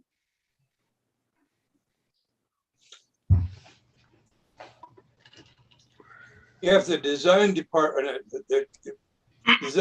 hadn't got hold of the design for the case and messed it up the way they did, that engine would have been a big seller for them. But now you just also the lightning bolt already comes with a fenced liner. So you take the piston and the ring, you get that, you can buy that from Makoa. You put that in the lightning bolt liner, and you just take a brake hone and you give it a light hone with some oil first, clean it up and assemble it. The only thing you have to do is I think you got to open up the wrist pin hole on the rod, because the lightning bolt has a little thicker wrist pin, about 1/1000. Got to open that up and then put it together, and you got one amazing engine. Yeah. Yeah. So what I can show you on the crank. And you could do the same thing to a 40, because this is a 40. This is the 40 here. Right. But if you look at make him big, would you? Yeah, make him big. Make him big. Okay. Well, he's going. Steve, you're putting a lighter piston on it, so it doesn't matter. You don't have to balance anything. It'll be balanced better because you have a lighter piston than the stock one. Right. It's a one-cylinder engine. The lighter the piston, the better. Right. Yeah. But I was just going to use the crank that's balanced for the Series 21, and the only difference on them is that it's 30 seconds longer. So we're just gonna make a new thrust washer. I mean, you can do that. It's not necessary. If you saw mine run, people are amazed the way it runs. The thing 4 strokes, unbelievable, and you give it a, And I don't know if you can see it on there, but the wall thickness on the Series 21 is thicker than. Yeah, I can see it. Yeah, I can see it. So Dennis was saying that. Well, that won't fit. They're all the same, but the wall thickness was, that was the Achilles heel in the 40, that it would not warp, but get out of round or whatever when it was running. Okay.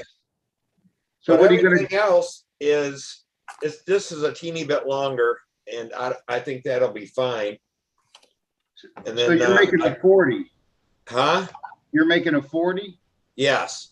What are you going to You're gonna set the use- deck height No, why at? can- and the 21 cylinder won't fit in the lightning bolt 40 case.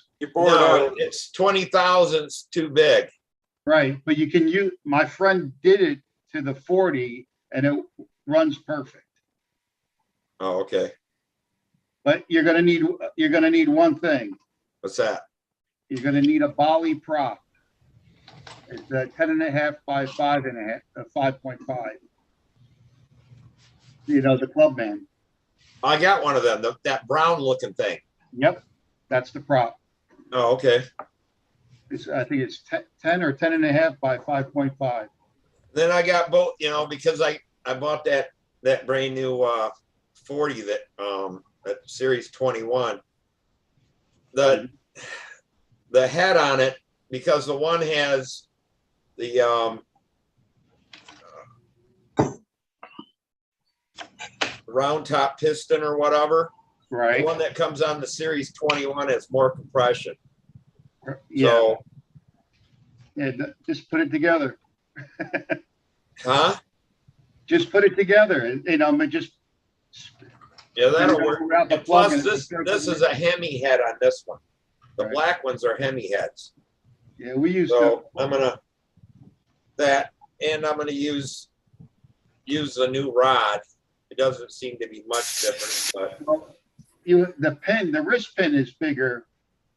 The wrist pin won't fit in the 21 wrist pin won't fit in the lightning bolt rod. You have to open it up a little bit. you know what? That's what's crazy is this one fits. It fits both. I don't have to open it up. It'll fit both Really? cranks. That's weird. Isn't that? Look at that. Yeah, because I was ready to do that, and it's like, hell, it fits on both of them. It is perfect. So, on both of them, your wrist pin's the same on both. Yeah. And it goes into both pistons. It goes into both pistons and stuff. So I don't know if this was rod length's the something same? special they did, or if that was a real Unless the 40 had a bigger wrist pin. Longer connecting. The 40 had a bigger rod hole. Maybe the 40 had a bigger rod than the 35. Oh, okay. I see what you're saying. 35 I did. And my friend that did the 40, he didn't tell me, all the details about it. All it is, he just basically did what I did. He pulled up Makoa and got a piston and a ring, and took the lightning and put it in the stock lightning bolt sleeve. He honed it out and put it together, and runs great. It's been holding compression, and and I just use PowerMaster 1022 in it. I don't use all caster. That's what I figured too, is because it's a ring motor. All you gotta do is have enough lubrication for the bronze bearings in it. And you're running it too. Mel's showing us a crank there. This is the crank that I make. I was trying to show Mike, but I think he walked off. No, I'm here. And then I tap at 540. So you can replace the stud if you hit the ground. I don't like those Fora cranks for that because you bend them. But this just has a stud, a 540 stud. Oh, okay. Yeah. So you don't. Like Yeah. a TE. I got Is that the same diameter as Doug's modification? Yeah, same diameter as Galbraith. What he did is he took the 7mm crank and then he sleeved it. Right. And then opened the window, and then he took the crank pin, took it down to 125 instead of 134, but shortened the stroke 4th thou. On mine, he didn't. He left. I told him to leave mine stock. Okay, well, he probably did then. Yeah, Because it's right on speed, it's illegal because it's smaller displacement than half-8 combat. It's legal. Yeah, right. Because the displacement for half-8 combat It's like that engine's in between the two categories. Speed, you have to de-stroke it, but half-A combat, it's legal as it is. So I told them don't de-stroke mine. This crank, I increased the stroke and took the engine up to 054. Right. So just to see if I could fly more pitch, right. But it's not legal on the speed plane because it beats the 050 displacement. Right. But really a lot of fun to fly, you know. You can grind that to 118, 125, or 134 and fit a lot of different engines. Actually, you can buy the cranks. I mean, I showed you on Facebook from Makoa. Yeah. And it's the wrong crank. Stroke. They have a little less stroke. So you can put that crank in your engine and it won't fit. That crank pin is 118. The Pico crank pin is 134. Yeah, right. You have to change the bushing in the rod. Yeah, you have to. I had Doug changed the bushing in the rod, and I have one of those cranks in the engine, but I never ran it yet. Oh, Mel Line from Canada up at the bladder grabber, his was turning 33, 34. He was running 20% on a Galbraith crank. It flew good. That was pretty good. Mine broke it, but what's that? Mine turned 33, 34 on a stock crank. But all I did was, I JB welded the ramp and trimmed up the edges. Yeah. Probably had at least 100 matches on it before the crank blew. Oh wow, good job. Yeah. Wow. I flew one crank, made it 2 flights, and the next one went 4 flights on RC. Right. But we're running, 4 or 5 minutes, well, like a combat plane. Right. And then I said no more. I couldn't get it to go more than I had one break. I had one break on the second break-in run. It's like, started up, I was breaking it in, and the crank shot out and go, this is no good.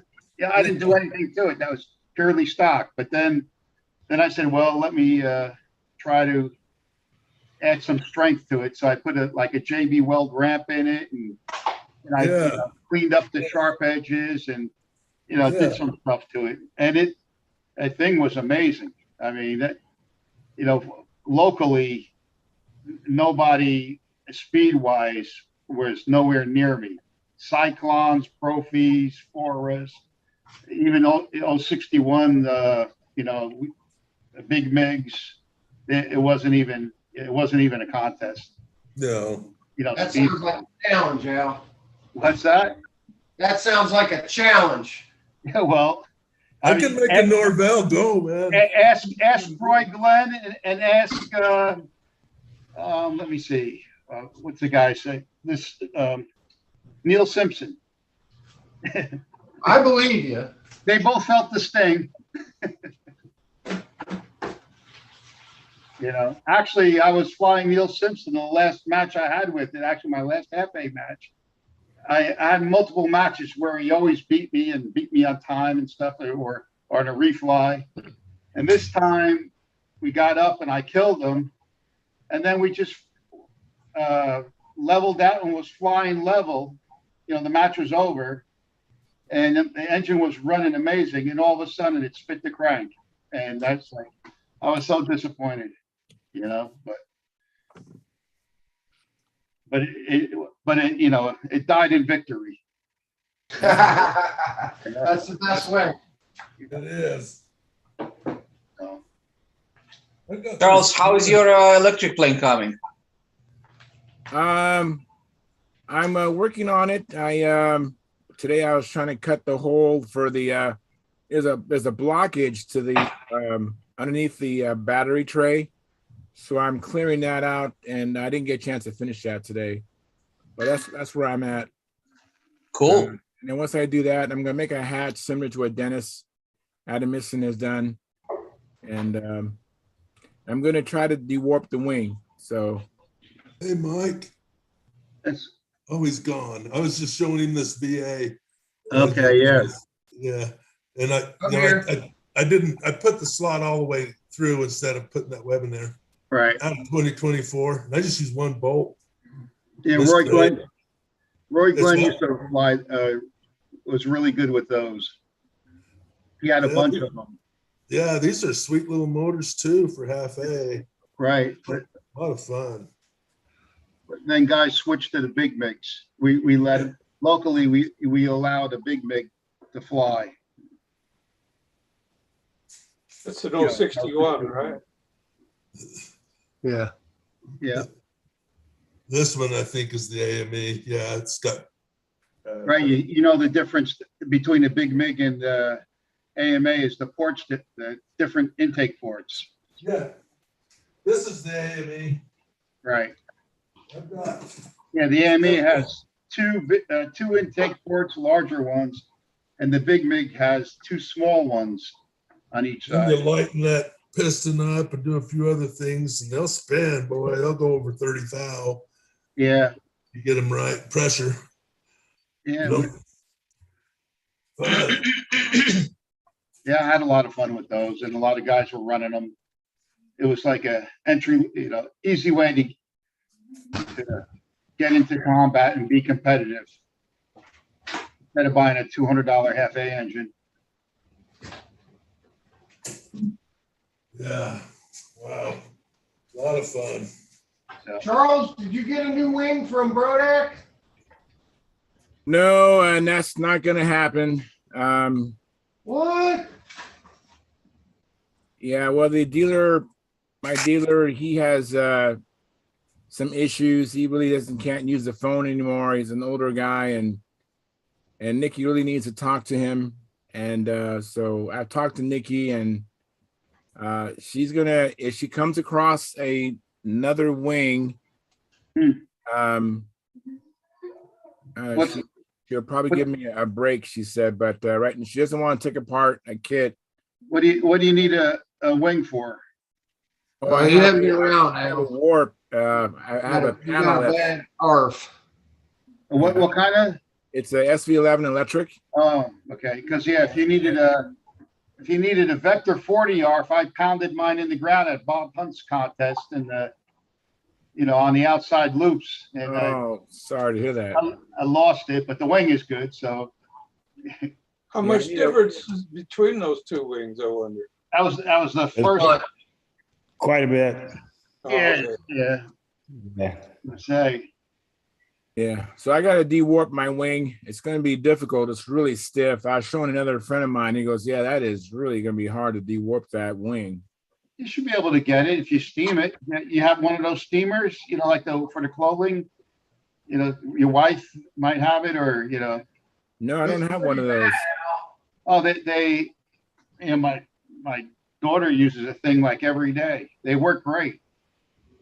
All right. They have it for clothes and. That's an idea. Oh, Hey, Dennis, thanks for coming in, Dennis. Yeah. And let me make you big, Steve. Hang on a second. Show what you've been working on. Charles, you got me. Charles, you got me wanting to open up the two SVRs I got on the shelf and look at them. Oh, good. How are they? No, I said you had me wanting to do that. I should pull them down and open them up and check Yes. my wings. And I'd recommend that. I don't have one, but I bought mine directly from Brodak, so it shouldn't be an issue. Right. Plus, if you want to return, it's not an issue with. Right. I go to the Dennis, dealer. you got to talk into your mic again.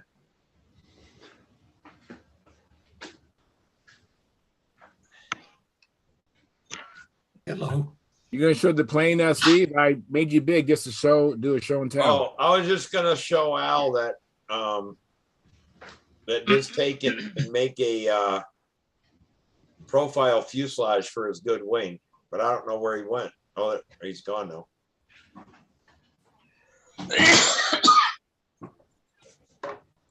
Well, Steve, you were interested in how the painting is going. Yeah. I just figured it out.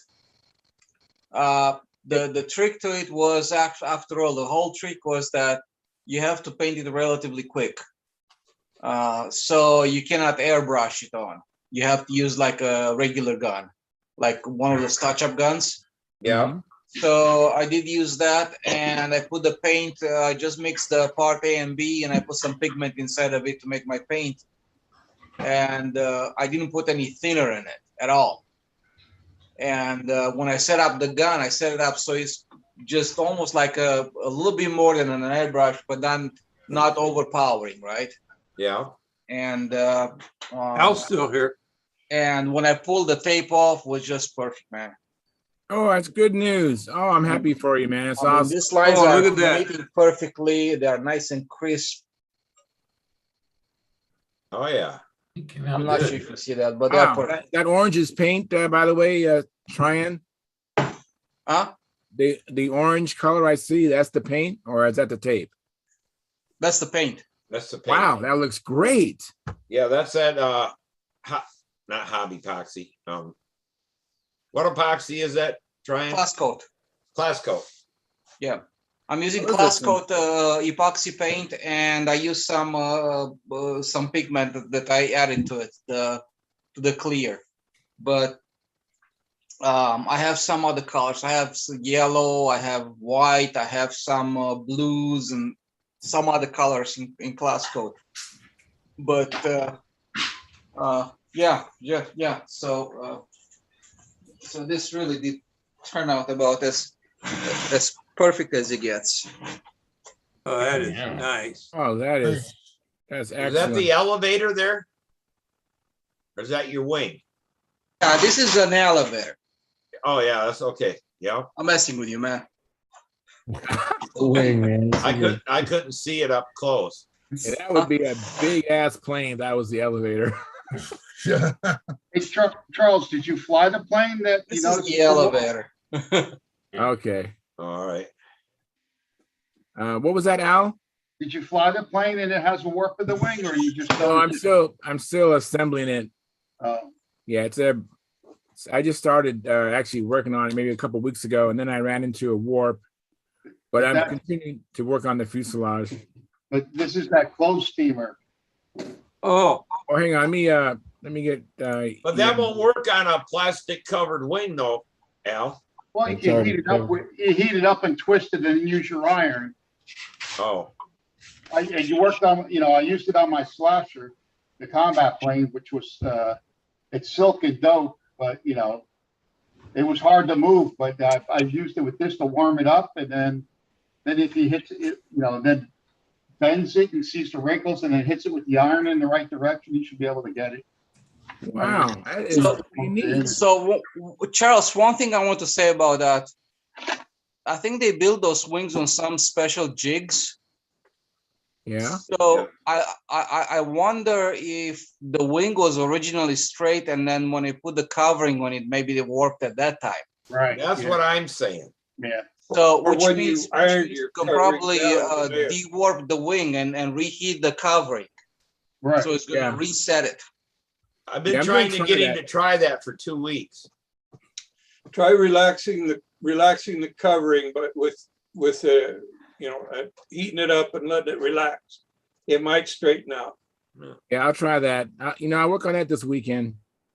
Yeah, kind of grab the end of it, or maybe get a help or something like that. You unwarp the wing and with a heat gun, just run it over. Yeah.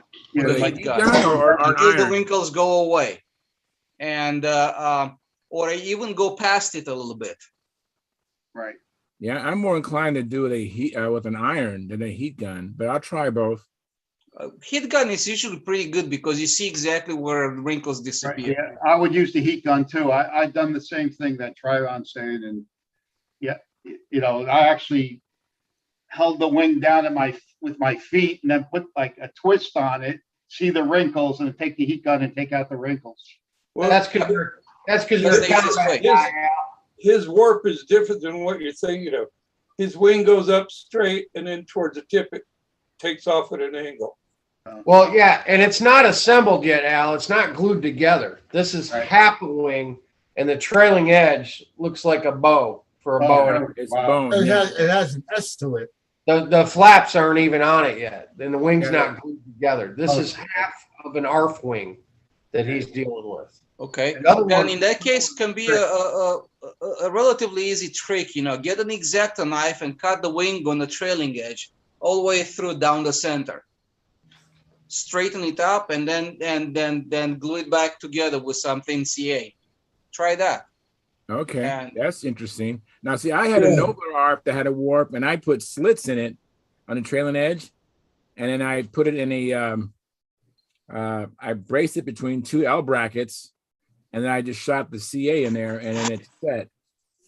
But I had put slots in the trailing edge, vertical slots. Try relaxing the covering first. Yeah, I will. I'll do that. I'm gonna work on that this weekend. Yeah, relax on the side that it's warped to, and then tighten. Then after that's relaxed, then you're not. If the covering is over tightened, now you're trying to stretch that's over tightened. Okay. So heat that up a little bit, relax it, and then tighten the other way. so Charles, this is what I'm talking about. So let's say this is your wing, right? And this is the trailing Let me edge. get big here. There you go. You're big now. I can see Let's say it. this is your trailing edge here, right? That's bad. It's like that. Right. Okay. Take an X-Acto knife down the center here. Just cut it all the way through. Right. End to end. Right. Right. And you set the trailing edge back straight. Okay. Yeah. Yeah. And put Good something idea. CA in there. Good Done. idea. You finish. That's very it. interesting. That's I'll keep that in mind. Yeah. I'm gonna You try to don't want to relax cut the it like covering this. You first. want to cut it like that. Yeah. Okay. His is And just his is it warped really on, doesn't even have to be pretty, you know. his is warped on both the trailing edge and the leading edge. You know, I think the leading. No, I edge understand is- I understand this part is okay. No. No, I think it is. I think the leading edge is straight. I think. I mean, I'll double check. if you put a straight edge here, is it straight? I haven't put a straight edge on there yet, but it looks like it is straight. But So if this is straight, obviously this is going to be straight, right? And if the leading edge is straight, that means the problem is not here. Right. The problem is from here to the back. Yeah. And the easiest way to do that is just slit it with an X-Acto knife right down the center. That is All the way interesting. through, not just partially. Go all the way through. I follow Right? you. That is very interesting. And then just reset it, put it on a flat Right. table, whatever you have to do, just to I hold it understand. flat, and just tack it in place. A few spots, you know, Right. 2-3 spots with a thin CA. Take a look at it, make sure it's nice and straight. If you're happy, do a finish. Right. Put a finished bead of CA. Should be done. Problem Wow, fixed. Tryon, that's something that's totally opposite of what I thought, and that's awesome. Thank you very much. Yeah, I mean, just. there But you go. do you realize what I was just saying? It's like, make sure you identify the problem correctly, and it's not the whole wing that's like that, right? Right. That's why you check the leading edges, that's the stuff. So then you know, okay, the problem is not here, then it's here, or it might be everywhere. Thank you very much. I appreciate that, Tryon. That's definitely thinking outside the box. And I'm excited. I actually, Al Farrow, he gave us a super chat, $19.99, and I really appreciate that, Al Farrow. I believe that's you, Metal Stick Modeler. Yep. And thank you so much, Al, because we've been hurting on that. But yeah, you and Gerald and Craig, and there's some other people that help us out all the time. I would encourage those who are watching this, even if this is a replay, you know, come on and during a live stream so you can donate to the cause, because donations have been really small, and so I really appreciate. I know Sparky appreciates it, so thank you very much. Appreciate it immensely. There's no free lunch in America, so Say that again. please contribute. There's no free lunch in America. Come by my house, I'll give you a free lunch. Give And I it won't to even your ask for a super chat. We'll have a different price. Be careful what you wish for. We'll have a different price to pay. I tell you, anybody's welcome for No, a you meal. gave me free. I had a free lunch from Steve at the Nats. That was pretty good. Charles. That was pretty Charles. good, right? Yeah, John. Ask Steve about hosting the show when we're out there in Vegas. Oh, Stephen McBride. Yes. Yeah, I'm a little bit concerned about the Friday night show, and if you could see if there's a way I could have a good Wi-Fi. I mean, is your dad open to me coming by, or maybe me open to me coming to your place if you have good Wi-Fi there? Yeah, it So can I be could do done. it Friday night. That can be done. Charles, you could just bring it into the casino and we could watch Mike gamble and all that kind of stuff. Yeah. They'll have Wi-Fi right there. Well, are you bringing your laptop? Yes. Are you bringing a laptop? Forget about Michael. We want to see the dancing girls. Yeah, there you go. Because you get free Wi-Fi from the with your hotel reservation, the whole thing. You get free Wi-Fi in there. Yeah, but I think typically hotel Wi-Fi is pretty crappy usually. Not Probably in there. Not enough bandwidth. Not enough bandwidth to do what he needs to do. I can double check with it on what they have there. If that is an issue, yeah. If you want to use my unit, my setup here, and host a show, go right ahead. Go for it. Yeah, that might be the more sure thing to make sure we don't have a problem. I'm hardly talking anyway, so I mean, I just need to have a good signal so that the show is working for everybody else. Would a cell phone hotspot do it or no? Charles, you have to have one first. You should have a mobile hotspot and go out on the town with me Friday night. And, I'm just not gonna pull a long late show like we normally do on a Friday night because Saturday is an early startup. I understand. Well, I probably won't stay up that late either. I'll probably shut for sure by 9 o'clock, maybe even 8:30. Saturday's just profile and classic and super 70s. Saturday doesn't really count, man. Well, I'm just saying, Pampa's what's counting for me, brother. Dennis is leaving Indiana to go to Las Vegas with his classic plane, so I think he might have a different opinion. Well, I know, I get it. Steven. Yes. I'd like to extend my stay for one more night. Do I call the hotel directly, or do you want to do that? I'll take care of it. What is the day? Let me see what I got here. I have Saturday night only, and I'd like to stay there Sunday night also. Saturdays. Oh, yeah, you got Saturday night only. So you want to do Saturday and Sunday? Yes, please. Okay, no problem. Howard, we hitting the craps tables Sunday night, brother? We gonna hit them? I will take care of it. I will have it arranged already for you today. Thank you, sir. Either Saturday and Sunday. And John Miller, I have your arrangements already set up now from Thursday to Monday. All right. Like you had asked from the 4th and you're leaving on the 8th. Mike, I have yours set up as well the same way. You are coming in on the 4th and leaving on the 8th. I had both of you. I changed your reservations as well. That's great. I got my plane ticket. Okay, so you're all set. And Howard, I got my car rented. Yes, Howard, I will definitely take care of that for you, so you can stay the Sunday and leave on Monday. Then that's what we're gonna do. You want to stay Saturday and Sunday, which is a smart thing because it's too long of a ride to go back, and Sunday's going to be a long day. The event's going to be a long day. I couldn't find any flights out Sunday afternoon. There was like 3 flights Sunday morning coming home, but nothing Sunday evening.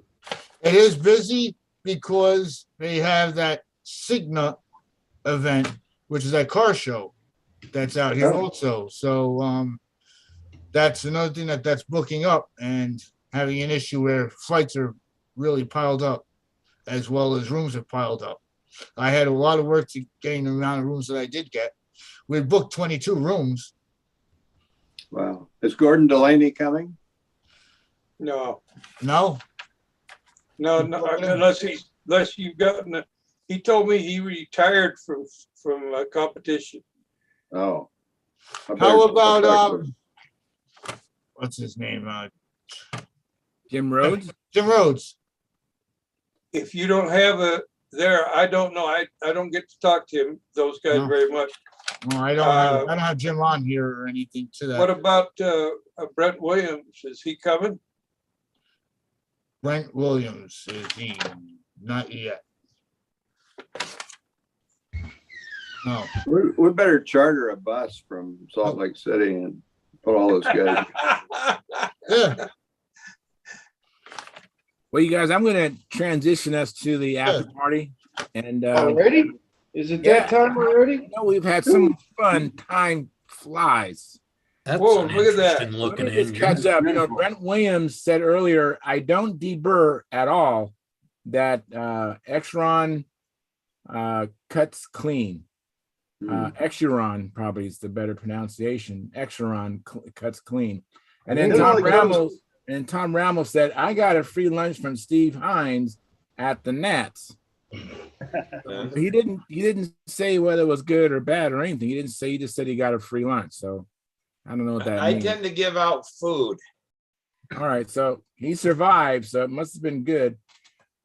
So then we don't get in arguments about electric or IC or whatever. It's just food. What do you want? Right. Hamburger, this, that, whatever. And This is nice what we're looking at. So let me continue to finish this thing out. So we have at our height of our show, we had looks like 23 viewers. We have 14 likes. We have $19.99 in revenue. Thank you very much, Al Fierro. I appreciate it. And I went ahead and shut off my camera because it's so horrible. And I think I'm going to call it a quits. All right. Well, we are transitioning now from the live stream, but thanks for coming in, Mike Millard. Appreciate it. So anyways, go out there this weekend, have some fun, and come back and tell us Monday all about it. Maybe show us the show and tell. And speaking of show and tells, thank you, Mel Rogers, all the information, all the things you showed us, and please consider making that wheel. I think you're right. I could probably make the rest of it out of wood, but consider how much you would charge to make that wheel. And of course, I can buy the other pieces. That was excellent, by the way. All that was awesome. Thank you very much for everything. So with all that being said, I'm saying good night to